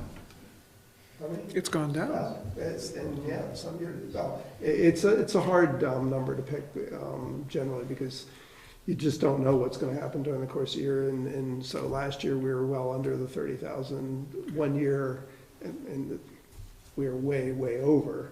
But most years, we're pretty close to that, so. Anyway, I just thought it was interesting. So $30,000 was Bert Moffett? Was that? 35,000. 35,000? 35. Okay. Recommendation is 30. Right. Great, any questions on the general administration? Great, I did want to go over services real quick in the operating budget, if Yes, sure. mind. So a couple tabs over from that. These are our regional services and transportation and our health services. So all of our regional services, those are requests that we get from these different organizations. And a few changes this year. Lake Iroquois is down based on their current request of us. I believe they shared that with you directly.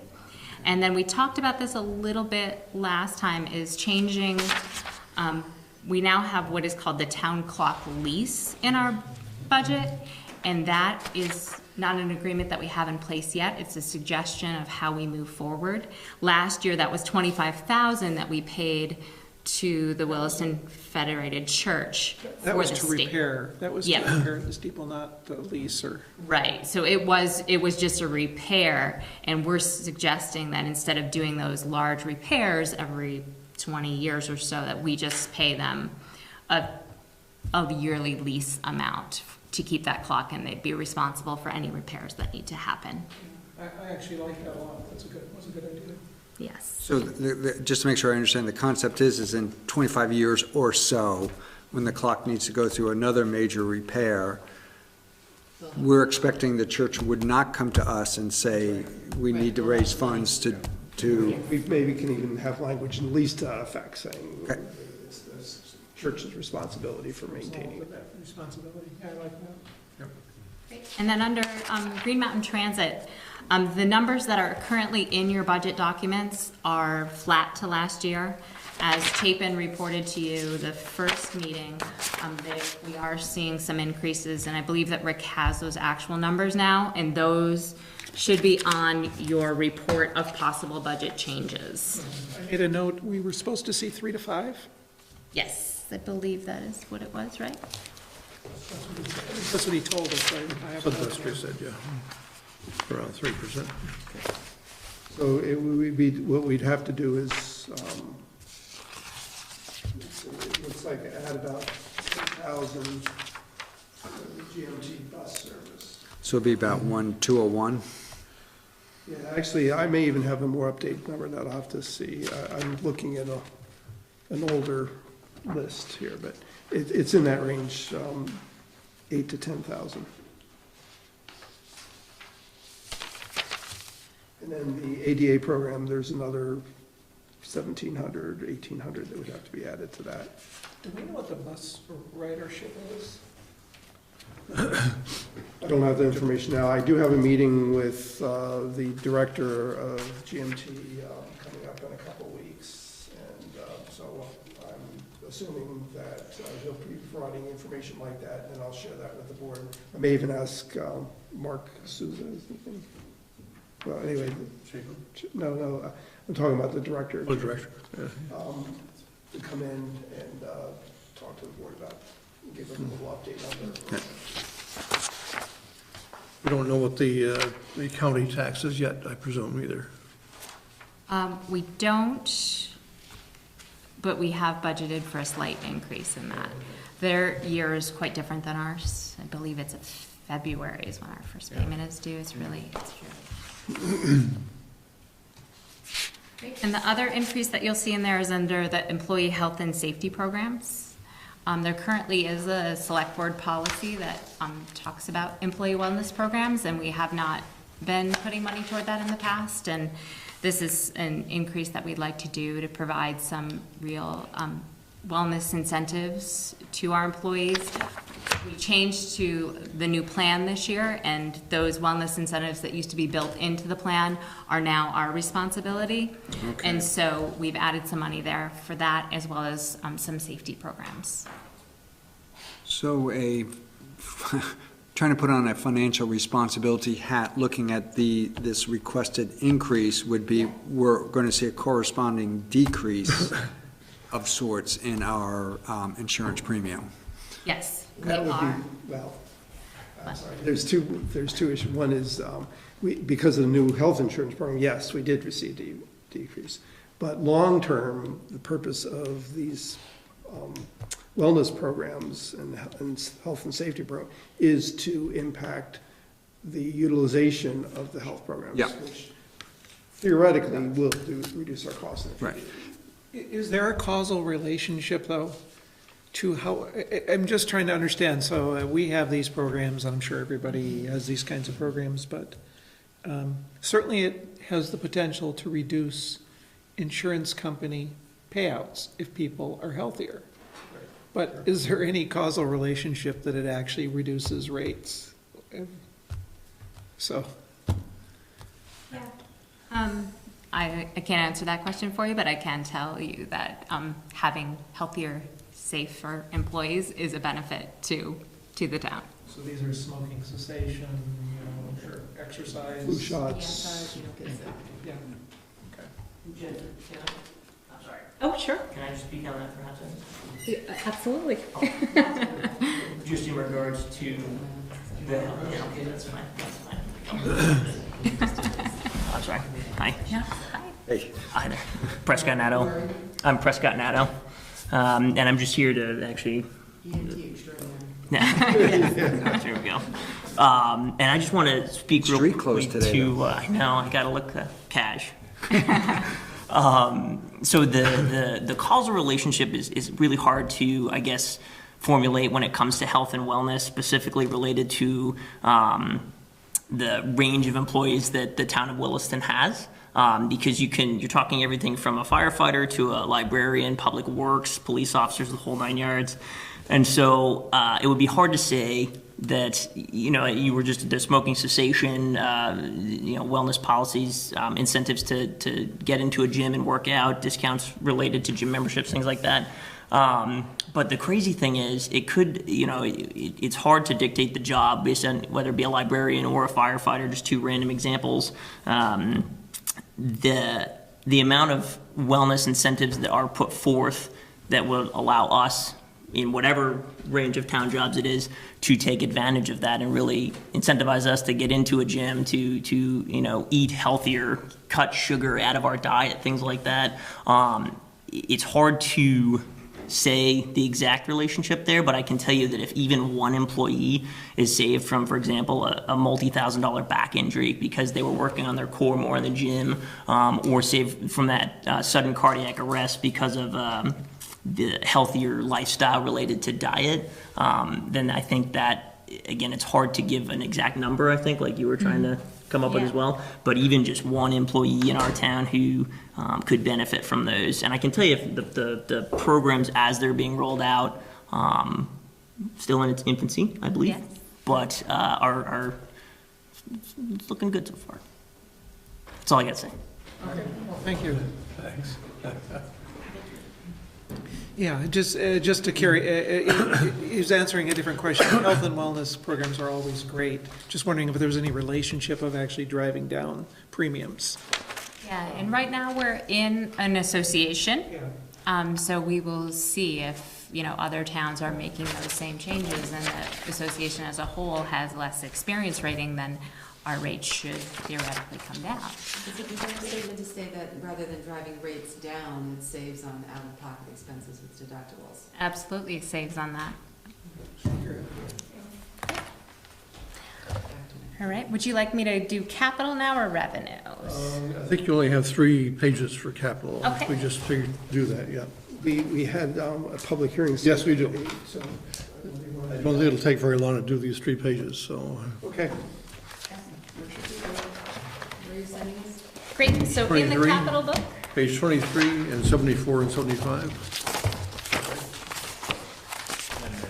73? is Well- if you, yep, so we So can go page to page. 23, first of all. 23. Page 23 is our building contingency fund. And so this we started a few years ago, and we've been trying to build this up to $30,000, and we were trying to do 10,000 a year. We did use a little bit of it last year, so we're asking to fund that a little bit higher than the 10,000 to get that up to the 30,000 in 3 years. And so, as you'll see, this was never intended to take place of projects that we know about, which, like, the fire station is a great example. Their HVAC, or their boilers, they actually know they need to replace them this year, so they put in an actual request for that. This contingency fund is for those projects that we don't know are going to break mid-year. And we want to have a capital fund in place so that we're not repairing something that should be replaced. So we're not spending tens of thousands of dollars to fix something that it would be more beneficial to the town to just replace it. So this will get us up to that. If we look at 73, 74, and 75. So 73 is the electric vehicle charging station. This one Eric might want to touch on a bit. This one is a grant-related project. Yep, we submitted the grant in December. It would be a charging station that we locate behind the town hall here. The local match requirement was just around $3,000 or so. I'm asking for a grant of just under $30,000. We'll know if we get funded in January, and if we don't get funded that round, there's a second round in April, I believe. And this is using that Volkswagen settlement money the state is making grants for electric vehicle charging stations. So would this be open to the public or just town vehicles? It would be open to the public. It's one of the requirements. And for the first year in our application, we wouldn't have any charge to use the charging station. There would be no financial component to it for the first year. Then we can look at a rate schedule from there if we choose. So there'd be no charge to people using the station for the first year. So just to make sure I understand, if I were to buy an electric vehicle, I might come over, park it here, charge it, walk home, come back, pick it up, and I mean, that type of use would be okay. Yeah, I'd recommend the board may want to look at a use policy. Sure, okay, so that's the concept. And then down the road, it would be more like the charging stations that are out there now where your credit card or something, you would use your credit card or something to charge your vehicle based on how much electricity you use would be how much you were charged. Okay. Okay. The next project is the town hall file server replacement. So we just replaced the server this past week. And so we're not requesting any funding for that for 2020. We were quite overfunded in that project. So we will take a look at this again in 2021 to see what we need to fund that, to make sure we have funds for that when it needs to be replaced again. And the next one here is the software replacement that we talked about a little bit, Teresa. This is just saying that eventually we are going to need to replace our current software, and this is we're not requesting any money for this year, but just know that it will be coming as we look at what options are out there and what's best for the town. Okay, you're anticipating 30 for 2021? That is what our estimate is right now. It is clearly just an estimate. We have not even started. Well, why wouldn't we level that out and put some in this year to start building that fund up so that we not hit with a bigger bill? I mean, it's not a huge bill to start with, but. I think that was my thinking, was not a huge enough bill, Okay. or breaking down little smaller pieces. And, you know, we just have no idea really what the final cost is gonna be. It might be only 10,000 when we're all said and done, or it could be 40,000, but. Right, and Teresa, if we move to something that's more of a software as a service, that wouldn't be capital anyways. That would be something that would be in our operating budget. Yeah. Can you just spend a minute talking about what you mean by software? And I understand the concept of software. Here it says the NREC, however you pronounce it. Yeah. Yeah. Software. So that software is to do what? It is our financial software. It's our listers use it for property tax billing. It's the clerk's office. What else? Water billing, all of those utility bills that you get all come from that software. Come from that software. So the concept is to look at a product that better serves the town with those same essential functions. Yeah, and the current software is fine. It does its job. It sends people bills. It prepares property tax bills for us. All of that does work. It's just what is that plan? If they were to no longer support Sounds that. like it's a single point of failure. We have a person who owns a company that's going to retire, and sounds like there might not be a successor, or we don't know. Yeah. Okay. And then there is one more, Terry, on page 15. 15? 15. There is the town hall and annex security upgrades. So that, I'm gonna let Eric touch on that a little bit as well. So we had some of our police officers go through the town hall annex earlier this year and provide a recommendation report of some actions to improve building safety and security measures for our staff, for the public, and for our assets in these buildings. From that report, I've made a recommendation in the capital program to look at 3 major projects over the course of a couple years. One would be that we looked to implement FY19 would be silent alarm buttons that would alert police dispatch if there was an issue. Another is cameras, and another is door alarms. And these are, I obtained these numbers by getting a quote from a contractor to get a general idea. Recommending in year 1 to do the silent alarms, then building in the cameras and the exterior door alarms in outlying years. And there may be some savings there. As big ticket for these is the server for the cameras. And after we put this together, we learned we might be able to use one server in this building and run the cable through the tube underneath the ground to the annex and save from buying a second server. But we also need to take a look at the library as well. And that's on our plans for this coming year. Okay, so So there's no security right now, no kind of a building security system whatsoever on any of the buildings? Have we ever had a problem? Yes. So we have. It doesn't happen very often, but on occasion, we'll have someone coming in who is very unhappy. And, they've yelled and screamed, and like I said, it doesn't happen very often, but it does happen.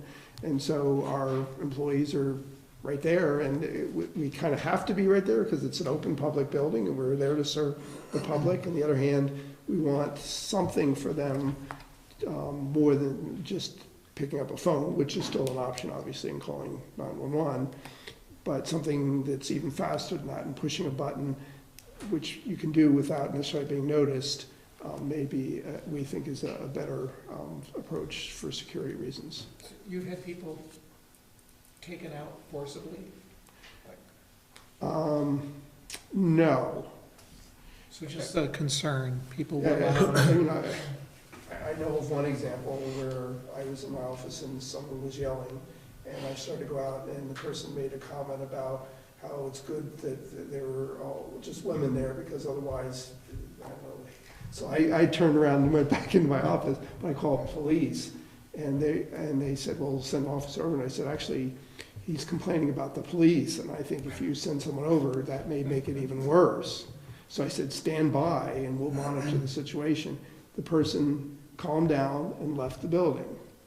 Whether that was the right call or not, it worked, but in another situation, it could have gone the other way, I suppose. And there's been other incidents like that, and it happens at the library too. This is just a little extra measure for our employees to have in their toolbox when they have a difficult situation. And one time I had someone that came into the office and sat in my office and refused to leave. Police came over and escorted them out. So those things happen. And then there's the select board members who go to Rick's office and steal candy, which is probably, I got a camera now installed in the corner, so I know who that is. I won't mention any names. The only thing with, it seems like we've talked about a couple buildings. This building, the annex, you mentioned the library, and we've also talked about the fire department in their budget. So I guess my only question is, does it make sense to do this building by building, or does it make sense to do sort of a town building-wide security effort?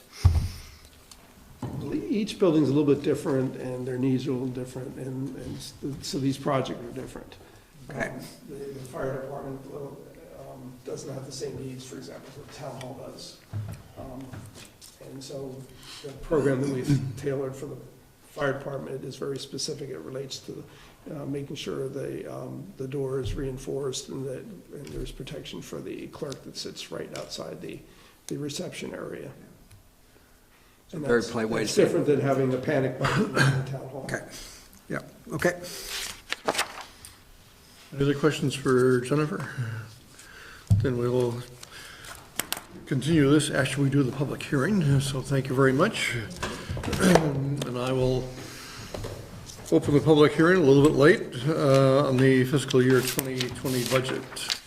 Notice is hereby given that the Williston Selectboard will hold a public hearing on Tuesday, January 8th, 2019 at 8 p.m., give or take 20 minutes, at the Williston Town Hall Meeting Room to receive comments on the proposed operating budget for fiscal year 2020, the capital budget, and program for fiscal years 2020 to 2025. And the proposed operating budget provides for expenses of $11,482,345. This represents a 3.3% increase over the current fiscal year. And the funds are used to provide municipal services, including but not limited to police, fire, library, recreation, and highway maintenance. So the public hearing is open. Rick, did you have any comments to make before we ask for comments? No? Okay.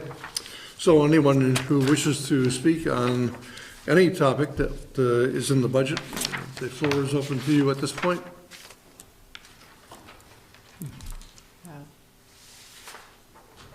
Anyone? Well, if there's no one who wishes to speak on the public hearing, then a motion to close the public hearing would be in order. So moved. Is there a second? Any discussion on the motion? No comments received by electronically, phone, anything like that? Okay. I did some additional outreach over social media from Portage Forum the last couple of weeks, encouraging comments that people can attend the hearing. Nothing. One of the, Eric had done a little bit of a survey to see what way of getting information out there they might be interested in. One was video, so we are working on a video right now. We hope to have done by the end of this.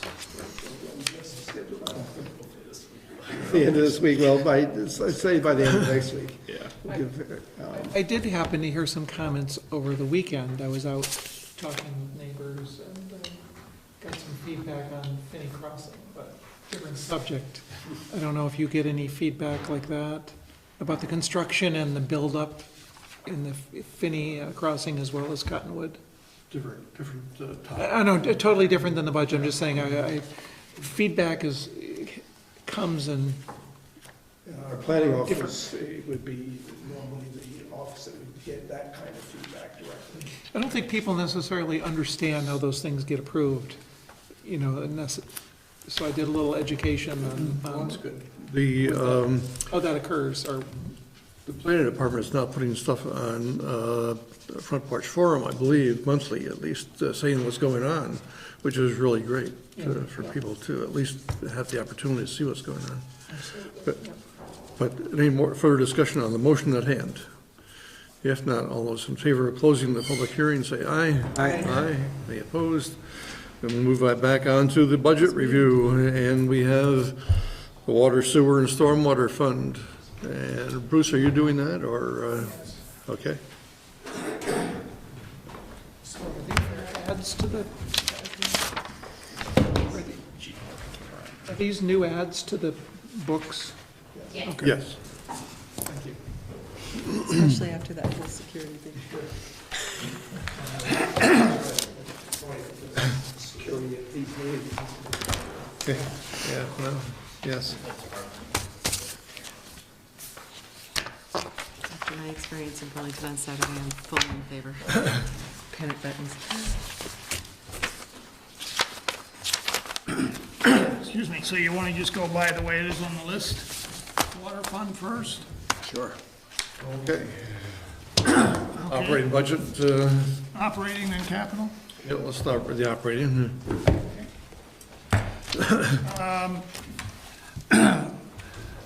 Well, the biggest thing in the water operating budget is the rates. You know, most of the line items, we've held pretty steady. There's no major increases. One that I've asked for $5,000 more in is on page 9, is hydrant maintenance. And, we've increased that item, just because the hydrants are taking more and more maintenance, including one Christmas, the weekend before Christmas, that got taken out by a truck, and we don't know who it was, and it took about 20 hours to fix it, so. Where was that? South Brunel and Marshall Ave. And it wasn't just the hours to fix it that cost money too, it was also loss of water. Yeah, the reason, that's why I was still on vacation, actually, or why I was on vacation, and the water department got a call that the tanks were dropping. That's how we found out about a lot of water breaks. CWD monitors the tanks. And the water department responded and came in looking for them, but CWD was concerned enough that they called me and left a message on my phone at home, which I didn't see till a little bit later, and came right in, but they called me because the tanks have low and high levels, and the low level is at 25 feet, and it had already dropped to 19 feet. So they were below the low levels, they were getting to the critical levels. So this thing broke this hydrant off, and we didn't have to excavate the hole. The hole was done for us by water. We had to pump all the water out on a freezing night and deal with it, but anyway, that's Rick's right. I mean, it's not just the hydrant repair that cost us money. We obviously pay for that water still. CWD doesn't say, okay, well, we'll give you a break. But we know who broke it? No. Oh, we don't. I thought you said. Truck drove over it and kept right on going. We haven't found the hydrant yet. We believe the hydrant's underneath the mud out there that we haven't, it was right next to a stormwater pond or ditch, for lack of a better term, that is still filled with silt. We believe the hydrant's underneath that silt, but we haven't found the hydrant yet. He may have taken it down the road with him for all we know. We did notify the Records Department, and they're supposed to be checking into that. They did, and then there's no good news about that. The building that happened in front of has a camera on it. I saw the camera, thought, great, we got a camera. Well, the camera doesn't work. So, yeah. So that's unfortunate, but. It pumped out that much water before anybody even noticed it?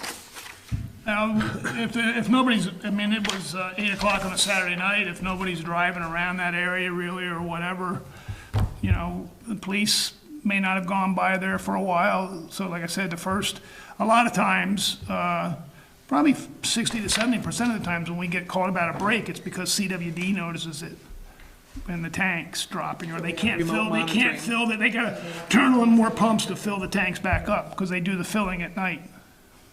So somebody's monitoring with some remote. They're monitored 24 hours, 365 days a year. So, yeah, so that's just one of the places where we've raised the budget a little bit. Once again, there's no other significant changes that we actually have control over. The rate, the water rate though, we are proposing it to go from 484 per 1,000 gallons to 503 per 1,000 gallons, which is almost a 4% increase, 3.93%.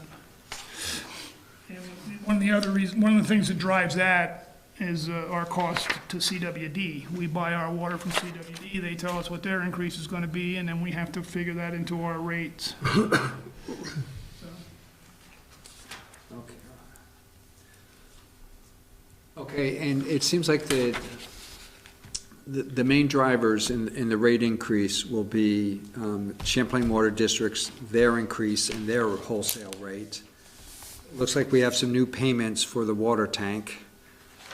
That's right, in capital, Jeff, that's, yeah. Oh, right. Capital, but you're right, that goes into the, we've gotta come up with that money somewhere. And then the small amount needed for the hydrants. That's right. Okay. And there may be one or two other items in there that's got some change, but nothing significant. So the basic user charge will be the same as last year, am I reading that correctly? Now, basic user charge is increasing. Right now, it's $5.53 Okay. and $11.08 for commercial and industrial. Okay, It's going to, we're proposing based on the CPI, which is what we've been doing for the past few years, increasing that based on the CPI to go to $5.65 Yeah. per quarter and $11.31 per quarter for commercial industrial, for basic user charge.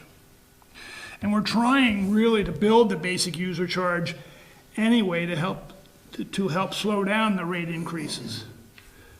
As far as, charging people based on the thousands of gallons of water they use. If we can get the basic user charge up a little bit more, then we don't have to necessarily increase the rate so much. okay. What's the philosophy for how the basic user charge, what's in the basic user charge versus in the user rate?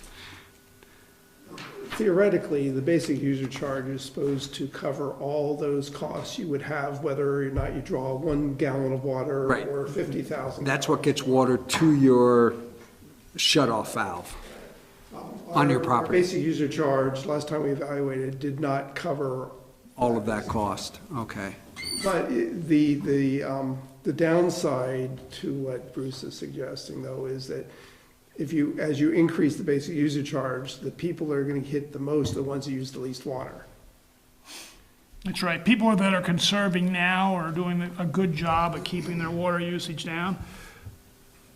Because now they're getting most of their bill based on that water usage. As the Okay. basic user charge goes up, and they're still doing that, being conservative, they're getting a higher hit. Yeah, okay, I do understand that. So it's always a bit of a challenge to balance those out. Yeah. Well, I guess my point more out of anything is I'd just like it to be consistent as opposed to trying to fluctuate them. We should set a goal and then be consistent with that goal for which is in one versus what charges or costs are in the other. That's it. Okay.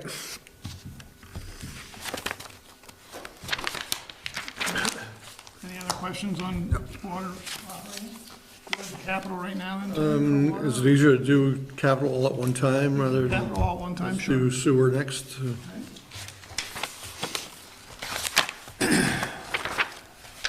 Sewer,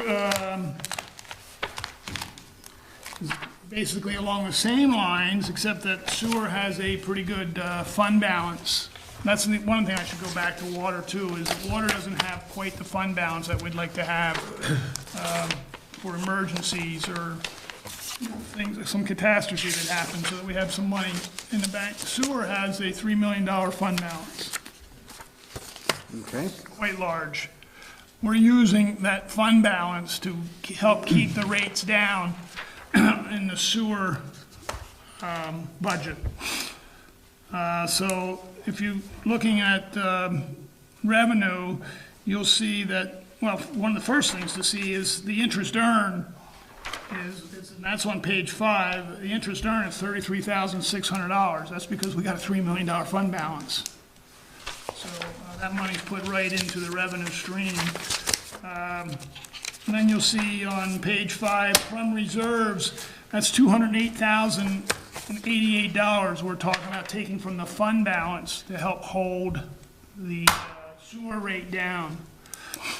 Even with doing that, we're still looking at an increase of 5%, 5.09% in the sewer rates. When we first started putting this together, Lisa's the one that takes the first crack at putting it together for us. And she came into my office and said, we're looking at a 20% increase in sewer rates. And I knew Rick would have been floored if I'd even thought about going over and saying that to him. So I said, well, I don't think we are. But that is what it would be without going into the fund balance to help hold these rates. So by taking that money out of the fund balance, we're able to hold the rate at 5% increase. And, you know, you could say, well, $3 million, you could do a lot more than that. But what happens is we keep using that fund balance to keep that rate down, and it's artificial. Over time, it starts to catch up to us, and that's what's starting to happen. So this budget uses the fund balance to keep it at 5%. So it goes from 668 per thousand to 702 per thousand gallons. And there's a couple things that drive that. One is what we pay the Tri-Town, Essex Junction, for the treatment of our sewage. And one of the reasons that number is getting larger is because we're owning more of the sewer treatment plant. Every year, we buy 10,000 more gallons of sewer capacity, increases our ownership in the plant, our cost for that plant keep going up. Okay. So that's another reason that helps drive the rates. How much is Essex increasing their rates to us? Do we know? Yeah, it's right in here. Yeah, what page, and could you listen what page that's on? I'm trying to. Yeah, I'll tell you when quickly. current retail, oh, that's retail, I'm sorry. It's gonna be right back toward the beginning.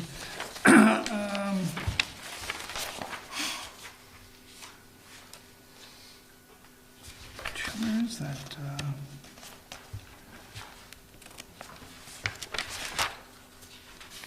Allocation charge, or is that something different? That's different, yeah.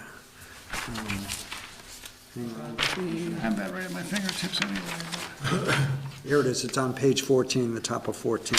Oh, right on. Up a significant amount. That's treatment. Isn't that what we're looking at? Yeah, well, that's what we're looking at, but it doesn't, that's just showing our retail rates. That's not showing the Essex Junction wholesale rate. So I don't have that right in front of me. So, It's not going up 20%. Anticipated, I'm sorry? It's not going up 20%. The Oh, no, 20% is a No, it's not combination just of that those. that's driving this. It's, once again, it's our increase in ownership of the plant that we have to pay toward. For our capacity allocation going up every year. So you're saying that's part of it? Right, we own more of the plant. When we buy that capacity, we, in theory, buy more of the plant, really, because we end up with more ownership of the plant. So as their whole budget increases, our proportion of that budget increases also. so, Bruce, did I hear you talk about a difference between the retail and the wholesale rate that we get charged? Did I hear that? There's certainly a difference. I don't have the wholesale rate right in front of me, is what I'm telling you, Jeff. We don't charge out what we pay to the Tri-Town because we have to cover our expenses yet then too. But that wholesale rate goes into what we come up with for the retail rate. Just like we pay CWD for water. So if they have an increase of 3%, then we have to figure that into when we do our rate structure and still pay our salaries and our infrastructure costs and everything on top of that. Right, okay, I get that, okay, I see where you're going with that. The wholesale rate is the wholesale rate, and that will show up in here as one of our expenses, but then as we're establishing the retail rate, we take into account all those things, okay, That's our cost per gallon or 1,000 gallons would be the and wholesale. another way to, or I want to make sure is we're treating water the same way we treat, that's going to sound funny. As soon as I'm starting to say that, it's going to be weird, but. But it is the same. Just use my words literally, not, we treat the water budget the same as we treat the sewer budget, in that we have the wholesale rate we get charged for either water or treatment of our sewage, but the resulting rate that we have to charge users, which is what we're gonna call the retail rate, obviously have to be different because of all the costs we have to incur to be able to provide that service to our residences and businesses. Okay, I just, when I heard you say that, it perked my ears up, but I think we're on the same page. Okay.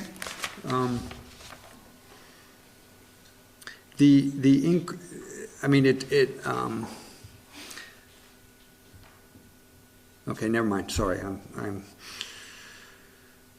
trying to speak without putting my mind in gear yet.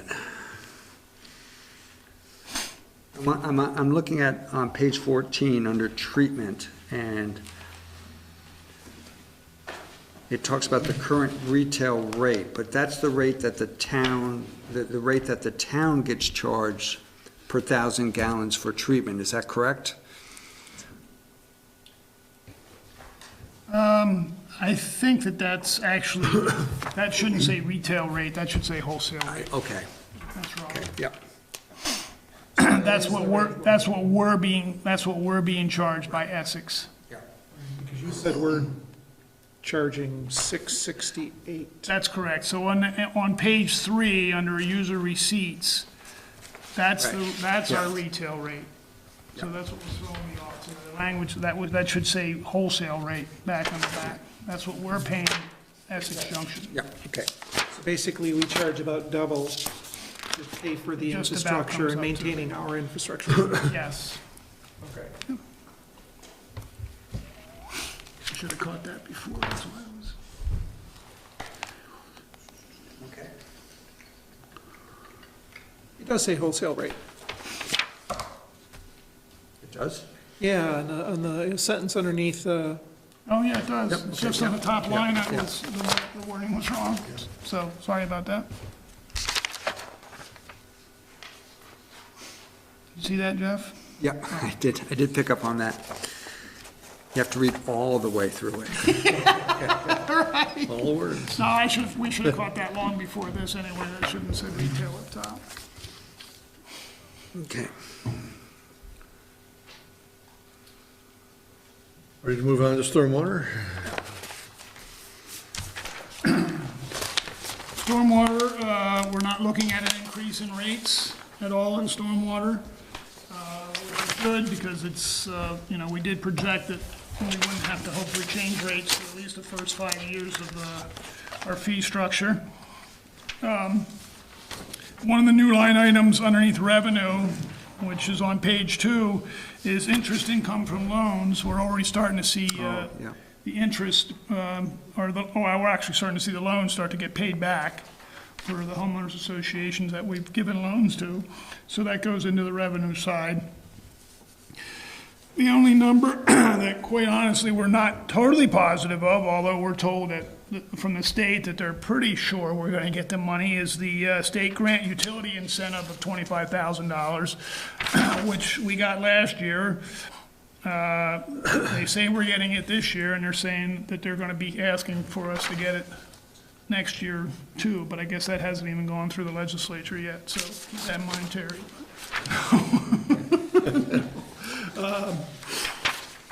So we carry that $25,000, just assuming we're going to get that. There's not a whole lot of other things in there that are out of the ordinary. Bruce, do you anticipate needing to use the Clean Water SRF to help provide loans to the homeowners associations? Are we able to self-fund that again? We are so far self-funding it. We're staying away from that as much as we can, but it's still an option. Yes, we actually do have a problem this fiscal year. And we most likely, it sounds like, we'll have a request to loan out more money than we have available. Really? So, and that's partly because of the success of our program. In a sense, it's a good problem. Right, Yeah, and it involves Meadow Ridge, but it doesn't really matter which neighborhood. right. So what we're going to be doing is coming to the board and asking for permission to borrow, for the sewer fund, to borrow money from the general fund. Stormwater fund. I'm sorry, I said sewer, that's all. I just want to make sure it's. I'm thinking sewer because I'm looking at the sewer budget here.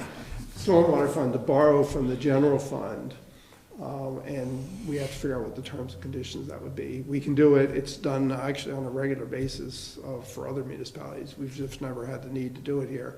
We've contacted legal counsel, we have an opinion from legal counsel. Okay. It's a future issue Yep. for the Okay, board. enough said, yep. Yeah, so I was gonna bring that up, so that we are short a little bit that way for the loan part, but that's what Gordon's been discussing. How do we Does that- cover that? Shortfall plan to be? Almost a $500,000. Really? For the loan, right? Yeah, no, it's 400 and some odd $1,000 that we're short. The one Meadow Ridge project by itself is almost a $500,000. And they've already got 300,000. The whole project was $800,000, their projects alone. So, And we'll talk more about this, obviously, but the loan program, even though there's this, what could be viewed as a negative term, a shortfall, it's actually been a highly successful loan program, as evidenced by the shortfall. Because It's caused, well, for a variety of reasons, a lot of neighborhoods pushed up their original schedule of when they did these projects. So, and that's a good thing. it's not a bad thing, it's just that they've come to getting done a lot quicker than we thought they were going to. So, it's just a matter of if we get them, borrow the money from the general fund, like Rick said, do we pay into the stormwater program and pay interest, or how does that work out? So.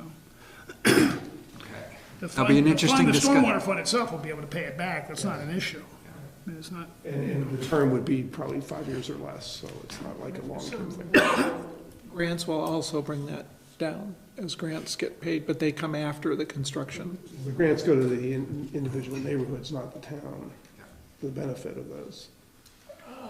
Well, the grants actually come back and they pay down the loan amounts. They The- can, the- it's optional for the neighborhoods. We did not require the neighborhoods to use that money directly to pay down the loans. Oh, That's are what's some gonna choosing not to? At this point, most neighborhoods have chosen to use that grant That's right. money to pay back their loan. yeah. And that's what I would expect. And we are encouraging people to do that so that we have more money to lend out to other neighborhoods so that everyone can get these projects finished. But they don't have to, it's not required. So getting back to the stormwater budget as a whole is, because that we are getting interest income or we're getting money back from those loans, we're really thinking that we'll be able to hold that rate for stormwater for quite a while because we'll be getting that money back in to help offset other expenses that come along. Gradually, the fund was weighted more towards capital projects, but as those projects get done, it'll be gradually shift over to maintenance more than capital. Okay.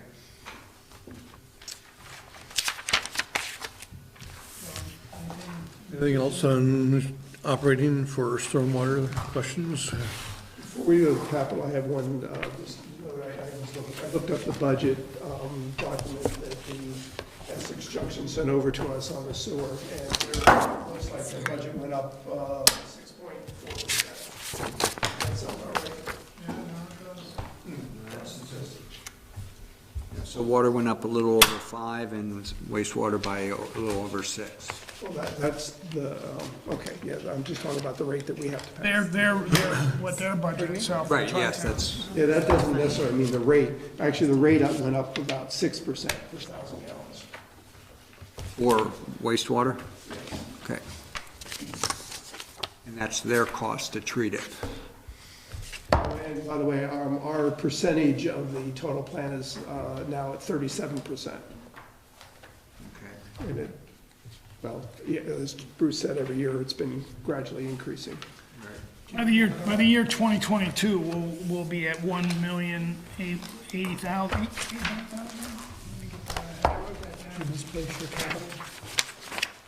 Right here, 2022 is at the end of the next purchase of the 50,000. We've been buying 10,000 a year.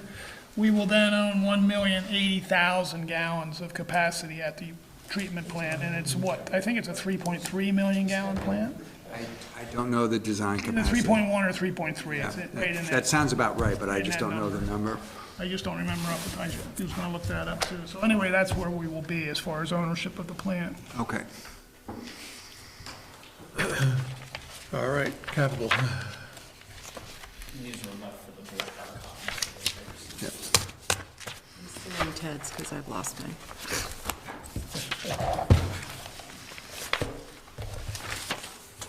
Well, since we just talked about stormwater, you wanna just do stormwater? Sure. Okay. Stormwater capital only has three sheets. They're the same capital sheets that we've had in the past. Allen Brook flow restoration, and we added a phosphorus control plan underneath that capital item also, because that's a plan that we're gonna have to develop now too. So right now, we have 326,000 in savings there, and we're looking at doing the same 49,340 into that program through the capital.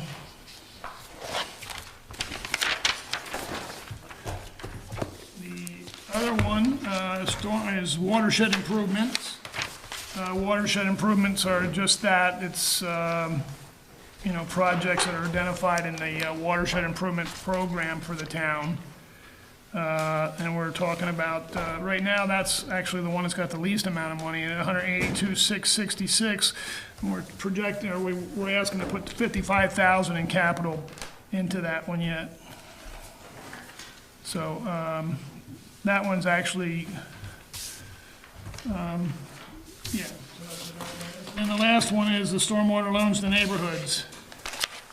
And that's where you'll see what our current capital savings are, and then what we're asking to put in there. The manager approved at 209,490. And that was because after we looked at the stormwater budget, we did make some other adjustments, and that changed our number. But then you'll see over there where it says loan funds needed, 416,570. But some of that money's already being talked about for other projects. They're still out there, so. But certainly before we come back to you on what the shortfall is, we'll have that exact number. So, The total seems more than we were talking about when we went through all of this. Because you already have almost 800,000 in outstanding, and then you're gonna need another 630? right, because if you look on there, you'll see that Meadow Ridge is on there for only half, their projects that they've done, and the project that they have out right now is almost $500,000 by itself. And then we still have, the Condominium Association, I always forget the name, right up off Tower Lane. That's gonna be happening this spring, so that's. Williston Commons. Williston Commons, yes. So that's money that we're gonna be loaning, so that's where we start to run into having a shortfall. Bruce, is there a quick explanation, there may not be, of the difference between the project that's titled Allen Brook Flow Restoration Phosphorus Control Plan versus the one called Watershed Improvement, which also seems to focus on Allen Brook? There is. The Allen Brook Flow Restoration was, that was originally put aside for the two projects that the town was supposed to build. Okay. Underneath the Allen Brook Flow Restoration Plan. We had a project that's still somewhat alive for right back behind Town Hall here, and then one down on the Meehan Farm that is basically had a kibosh put on it by wetlands.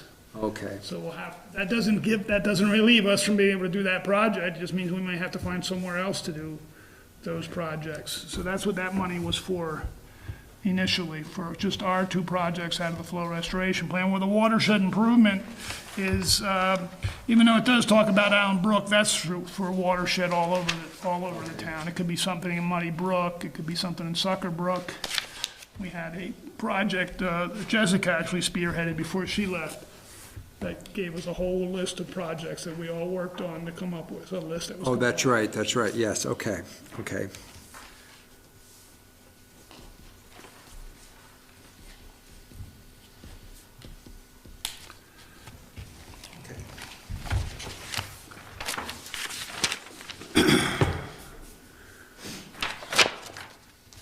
And then, water sewer. Since I have Chamberlain Lane water line, I guess I'll start with the water ones right on top. There's nothing on this one right now for the year coming up anyway. I'm just keeping that as to show that in the out years, there's gonna be the project there. Water sewer meter reading system upgrade is just that. That's the money we're putting aside so that another 10 years, 5 years, whatever, we have to upgrade that meter reading system again. That's what that money's for. So Bruce, just going back to the page that you flew by here, you show a $270,000 expense in 2022. That's two. and only $20,000 in the current fund for that. Yep. Nothing budgeted for this year? No, because it's, right now, that money, that 20,000 right now is just to have the design done. This is literally just replacing a section of water line up on Chamberlain Lane that for some reason a smaller line was put in between two larger sections. And I don't know why. It was put in because one project, they didn't know what was going to come up down the road or whatever, so they made the line smaller at some point. But then when the other project came in, it came in as a larger project. So now we have to replace that section. It's fairly cut and dry. I'm sorry? You have a resistor in the line. Right. That's exactly right. In theory, it makes the rest of the line that same size, so. So come 2022, we don't know what mechanism will pay for this yet. If I read this correctly, it says to be determined. Well, it's the water fund, so it'll have to come out of the water fund capital budget.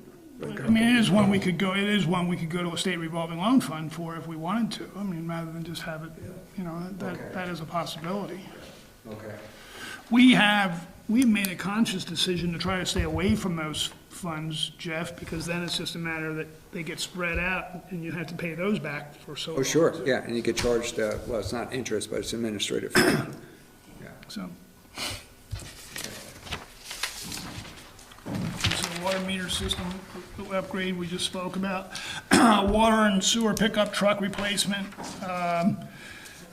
Once again, it's just to, you know, keep our fleet rotating and in decent shape. So it's 15.8 with a current 45.80 with one due in 2020, or Dodge.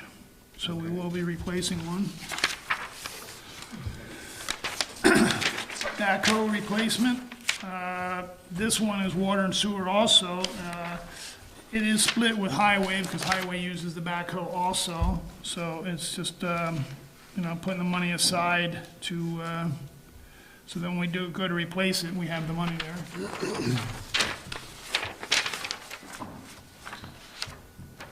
And is that a reasonable split to 50/50? Yes. Okay. I want to make sure we're not charging the water users to, you know, if it was 75/25, I'd be like, wait a second. Yeah, no, it's a pretty fair split. Okay. So, try to just stay with water, and so then the other one, that is sewer, I'm sorry. Okay, Oak Hill generator. These sheets aren't numbered, I would tell you the numbers, so I apologize, but, the Oak Hill generator is, we only own one water pump station in town, and that's on Oak Hill Road, that serves the Thomas Chittenden Health Center and a dozen homes past that. Right now, when we have a power outage or something like that happens, they don't have water. So last year, we put a fence around it as a security measure. So we want to just get a generator on it so that we don't have to run around and run a generator up there. Every time we have to do that, we have to hire an electrician to come in and actually do the wiring because it's not even set up there for a generator. So that's what this project is for. Just out of curiosity, is is our license or whatever it is to operate a water system, does that require this to happen, or is this just because it's? Recommendation. They It's a haven't- recommendation, Doesn't okay. mean that some year they won't come out and say shall, or we need to, Okay. Jeff. It's Yeah. a recommendation from our last, we get our 5-year audits done, and it's one of the recommendations in there. Okay. I'm not disagreeing in any way, I Yeah, just yeah. was, yeah. So that takes care of, with one more exception, community water system risk and resilience. Yes. As you can see under the explanation, this is a new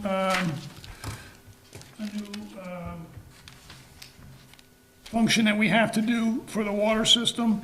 So we're just putting the money aside so that in 2021, we can have this study done to meet the law that we have to meet at this point. Hydrants aren't part of the water system? I'm sorry, Hydrants? did I miss one? Yeah, well, they certainly are. Yeah, just before the Oakville generator. Okay. There was hydrants. Hydrant Oh, yes, replacement. okay. Yeah, sorry about that. So hydrant replacement, yeah, capital. Actually, you can see that this changed. Last year, we asked for $30,000 or $40,000. It wasn't enough money. We got 5 hydrants done. We have probably 60 or so that we need to have the replacements done on. So we've increased that number to 60 so we can start to do more during, and we'll get a better deal anyway, if we put out a contract for 10 rather than 5 or whatever. So that's what this is for, to keep us, in the explanation there, it tells you 120 of them are 40 years or older. Does the one that got knocked over by the, truck, does that get covered by this same budget, or does that get covered by the insurance, or? No insurance, but it gets covered by our regular operating. This is strictly an asset management type Land capital, thing. yeah. To be getting rid of the ones that are already past their life cycle. I just wondered whether those things came out of this. Yeah, no, the one that actually got taken out was an older one. And because it was an older one, it wasn't, it was buried deeper than it should have been. So had it been right, it may not have been as bad as what happened. When a hydrant gets taken out, in theory, the water, it'll break at the coupling just above ground, and the water will never come out of that hydrant. It's already shut. Okay, because the valve is actually below that coupling. This one, and the whole rod inside is made to break.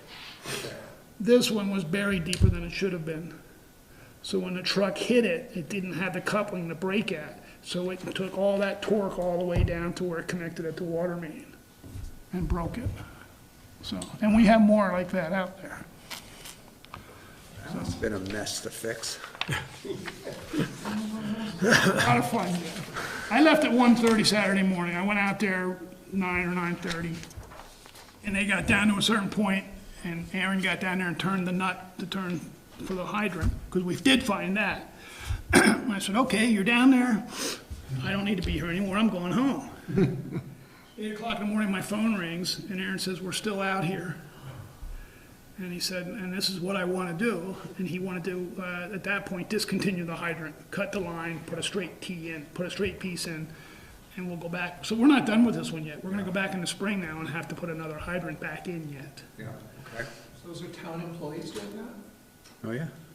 Well, it's town employees that respond, but we always contract. We have a contractor. It was ECI that came in. Okay. They do 90% of our emergency work. They're set up for it. We make a phone call, and literally they respond without much question, or, so we've had a good relationship with them that way. So, that's hydrant replacements. Sorry I missed that one. Community risk and resilience, we already went over.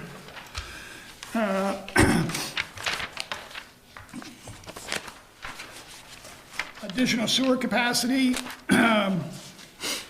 one we already talked about a little bit, as far as, and then our cost to the sewer treatment plant, but it's $100,000, 10,000 gallons a year at $10 a gallon.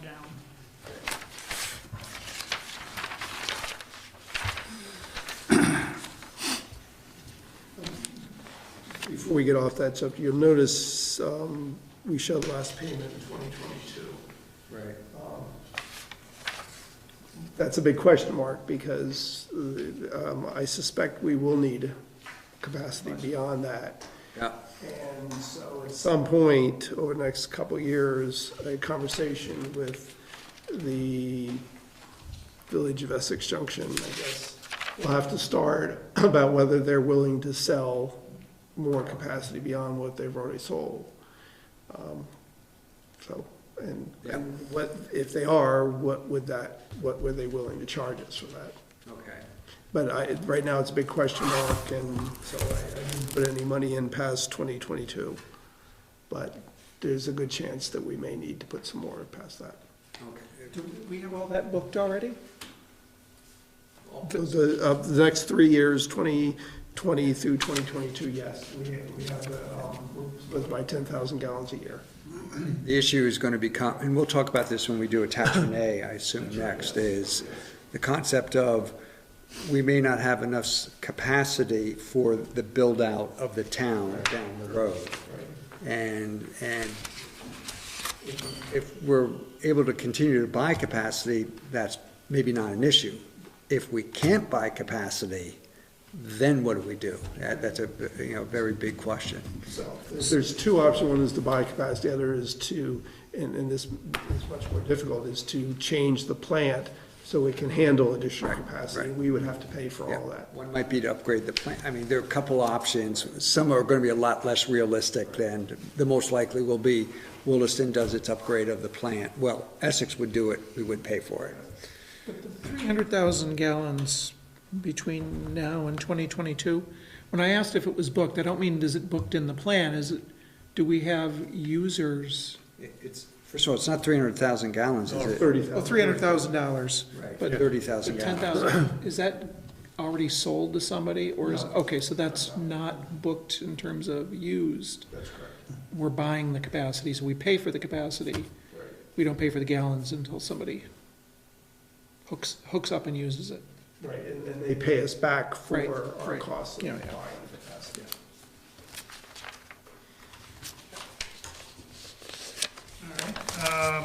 Sewer system infrastructure upgrades, there's nothing in that right now. Mostly that's for the industrial outforce main. No money in that for 2020. When is V-Trans proposing? Oh, wait, this is on the sewer side, never mind. That's a water pipe. Water thing, I Yeah, think, that's, intersection of You Route mentioned 2. industrial lab, so, Oh, that's the other end of industrial. yeah, okay. On that project, we have already set money aside for that out of the water fund and the town general fund. We'd agreed to pay a little bit of it. Whether or not is enough by the time this project's done is still an open question. Okay. The good news on that project is it is actually in right-of-way right now. So they're at least to that point where they're starting to talk to the property owners and, so that's usually the last and longest straw to these things. Okay. All right, now, another one's pump station upgrades. That's $175,000 we've been putting aside for us to do our pump station upgrades, one every other year, some a little bit faster than that if the money's available. But rather than go to the state revolving loan fund, we're putting this money aside so we don't have to go there to do.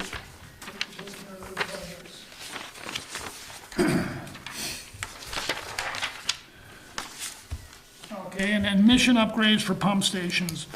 Mission controllers, Mission is the monitoring system to our pump stations. We own and maintain 10 major pump stations. Some of them already have mission controllers, some do not, and some need to have an upgrade to the mission controllers. So this is just a project to get missions on all of our pump stations so that we have the same thing throughout all of them.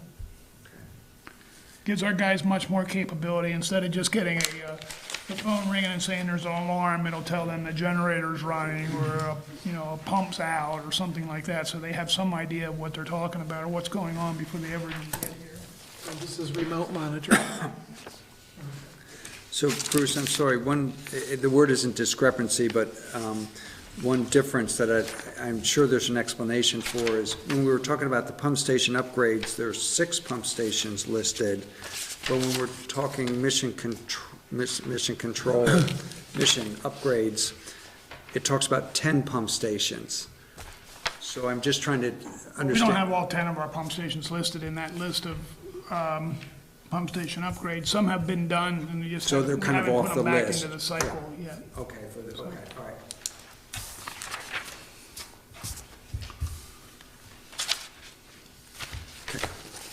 So you own the Brennan Woods pump station? No, you do. Yes, we own it.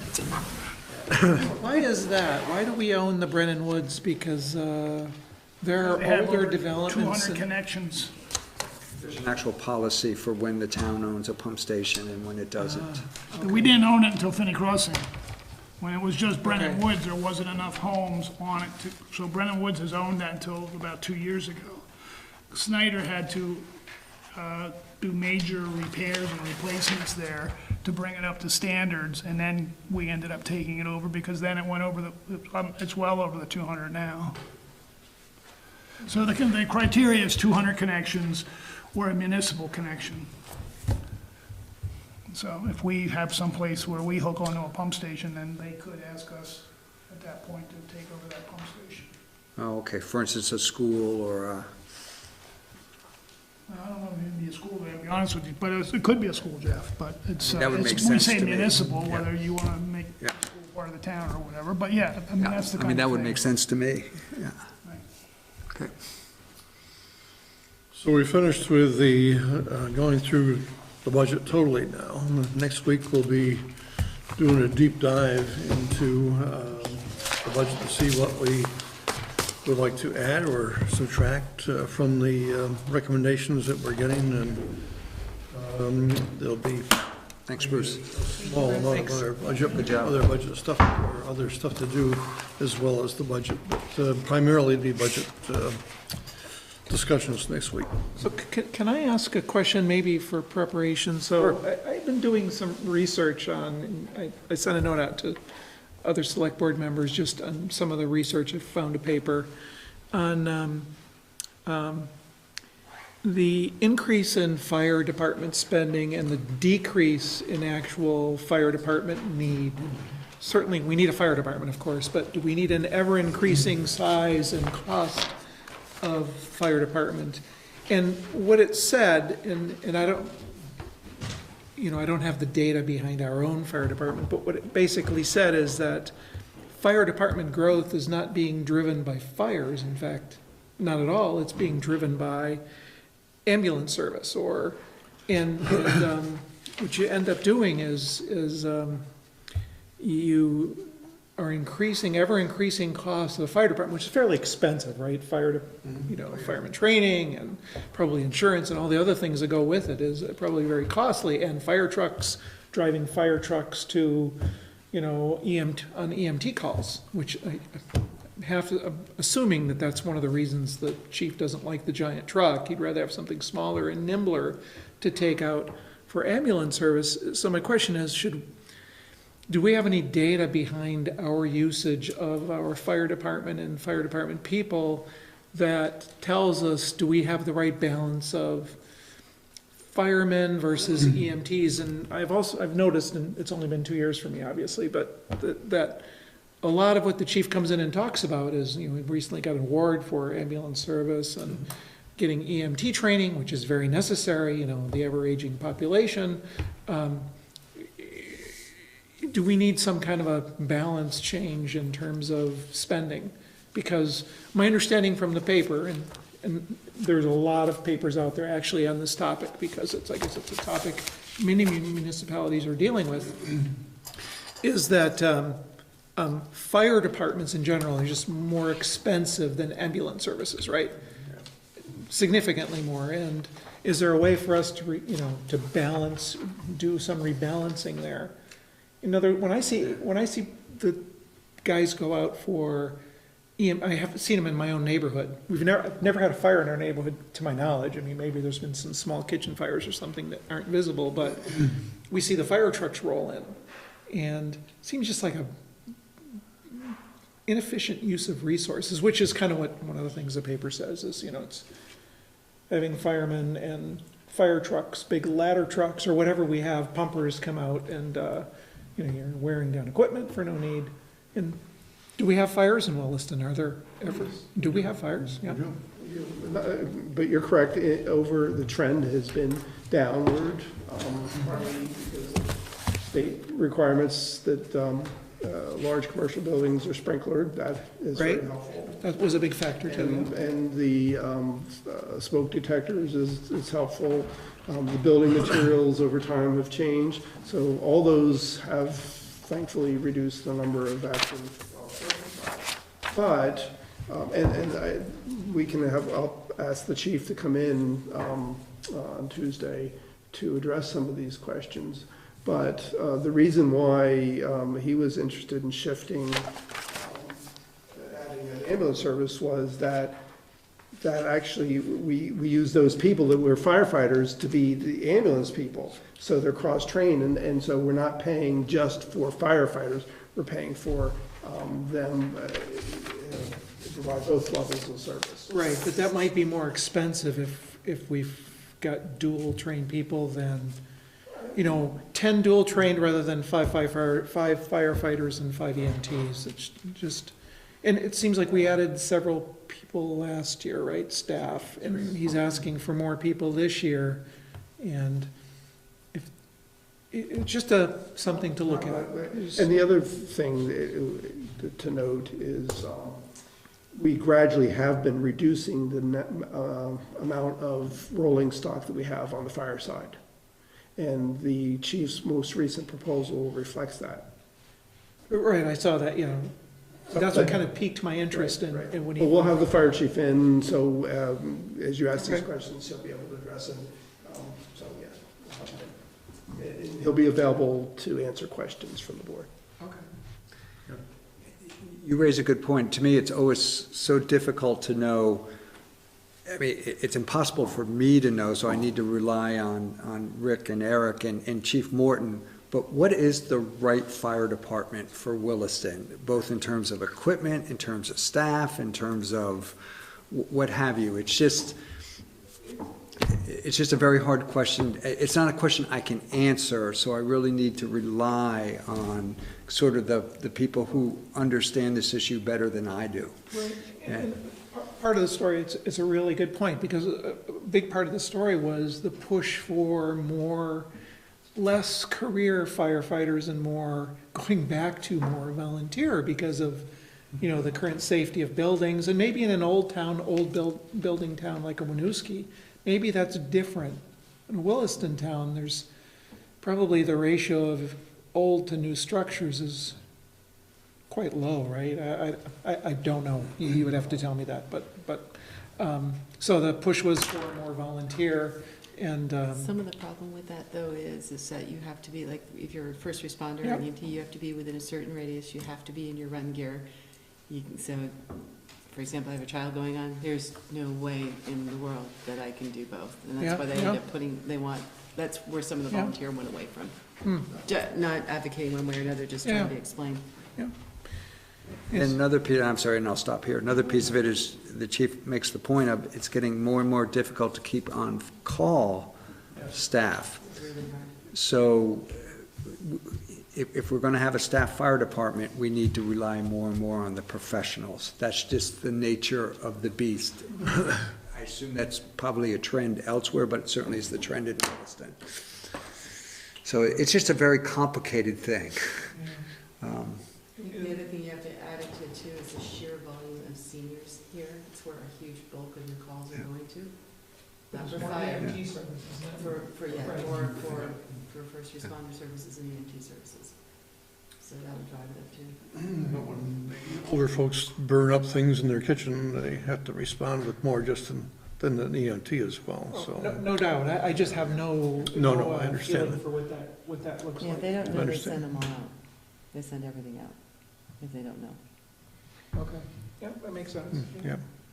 Yeah, and the last thing, I don't know if this is a factor at all, but part of it was the, the firefighters union, the clout the firefighters union had to continue raising staffing levels versus the downward trend of need for firefighters, not EMTs, of course, and as being an issue. But I don't know if that's an issue that we have here or.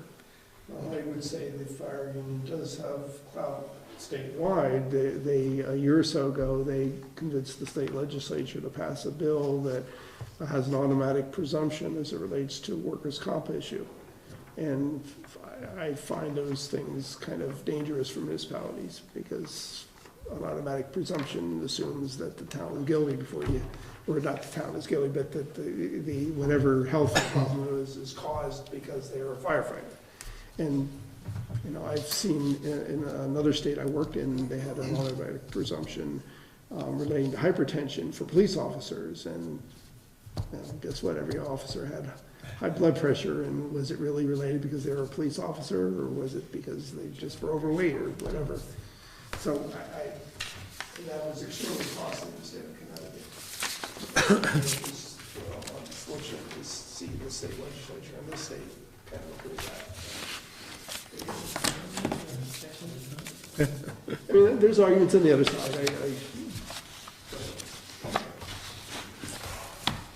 So let's move on. Just one more thing on the okay, budget. Sure, yes, the new form. I will give you another form. There won't be any significant changes. I'm hoping to get the county budget information to update this. I'll update the Green Mountain Transit information and any others. I think I do have one or little changes.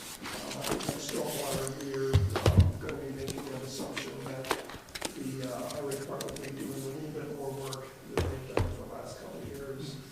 So that shows up as a revenue in the operating budget. It was still into the stormwater budget. So it's things like that, and so you know, you can look at this, and if there's any other issues, let us know. This is a good place to start as far as budget deliberations and making some choices.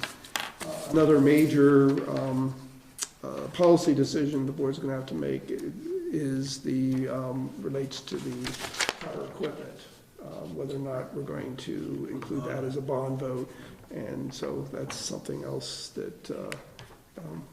You know, it's directly related to the budget, but it's kind of a separate issue in the sense that it will require a bond vote, it requires a separate article in the town warning. So that's all I had for that. Good. I was going to say something, I can't remember what I was going to say. But anyway, manager's report. Okay, couple of things. First, in my written report, a couple of things I wanted to point out. Just a reminder, we have a site visit scheduled for Monday, January 14th at noon, I believe, yeah. Yes. We'll be issuing an agenda for that, but it basically is just a one-item agenda. And there'll be a short site visit, and then that'll be it for that meeting. We also have the meeting we were just talking about on the following night, Tuesday, January 15th, and the primary focus of that meeting will be budget discussion and deliberations. Where's the site visit again? It's at the end of Hurricane Lane, 291 Hurricane Lane. The property site, small property transfer Yeah, issue. we talked about that Right. here. Yeah. I will not be able to attend that meeting. I will do my own. Yes, you won't say, does it? Okay. All right, next, annual report dedication. You have the list, I'm asking for Who's anybody. retiring? Is anybody retiring?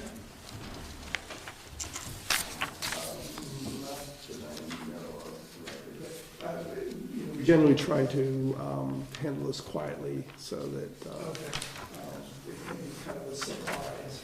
So you want us to send you a note?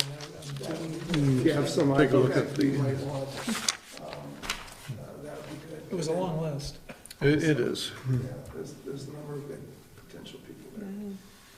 And let's see, another item that is not in my written report, I have several items here that fall in that category. Legislative breakfast, this is an annual event that we've sponsored in years past. Yes. And the first step is picking a date. So I'm looking at February 4th, which is a Monday morning, as a possible date. I'll actually be away in Florida. The only thought that a couple of people had is it's the Monday after the Super Bowl game, so. Maybe that's a bad morning or a bad. I think there was some feedback that is not a good day, for Monday after the Super Bowl. Is February 11th. We can't do any sooner than that because next week is too soon. We can't put it all together. The week after that is Martin Luther King Day, and the week after that is the Lake Champlain Chamber of Commerce legislative breakfast. So February 4th is the first available date. February 11th, how does that sound? I'm out then too. I'm out. So I said to Rick, the legislature will not have done very much between the time of the budget coming out in third week in January until February, but it'll be a good opportunity for people to tell us what they hope we would do. Should we go with February 11th then instead? I'm good with either date. I'll try to check my calendar, but I'm not anticipating problems on the 4th because of the Super Bowl. Me either. Yeah, me but, either. The 11th is fine, but I have to leave in a timely manner. I'm on a flight myself. Yeah, I think we try to get people out of there by 9 o'clock, Yeah. yeah. And we stick to that pretty closely. Oh, you do, indeed. All right, so we'll go with February 11th then. All right, next, I'm still working on the substance abuse forum that I've talked to you about before.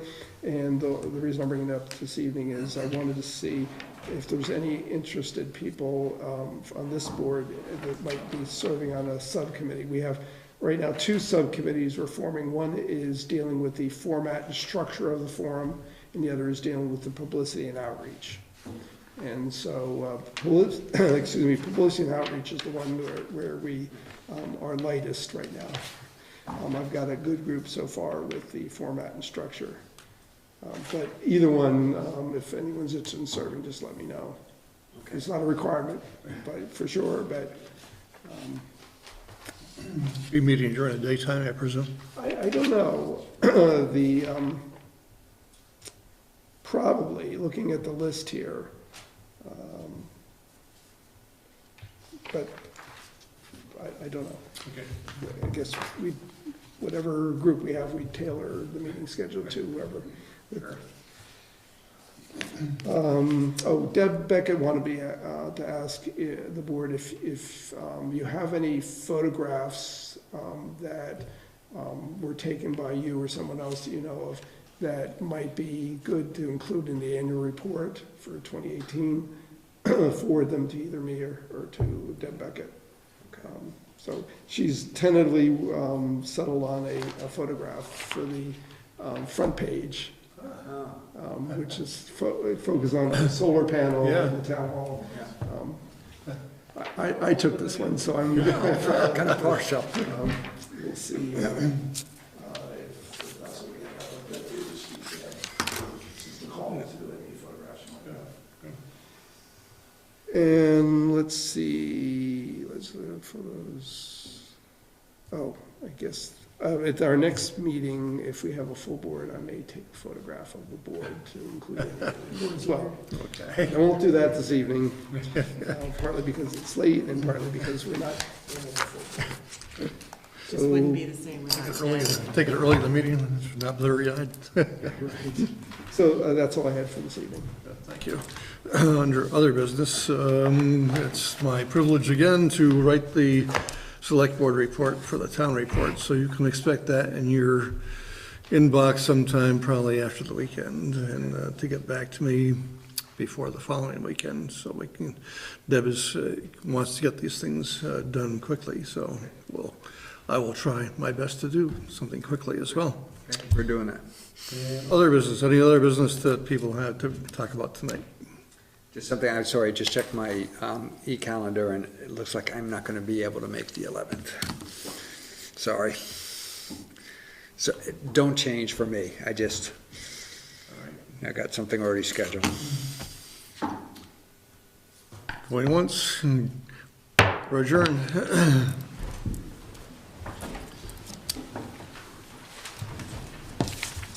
When do the budget meetings end, Terry?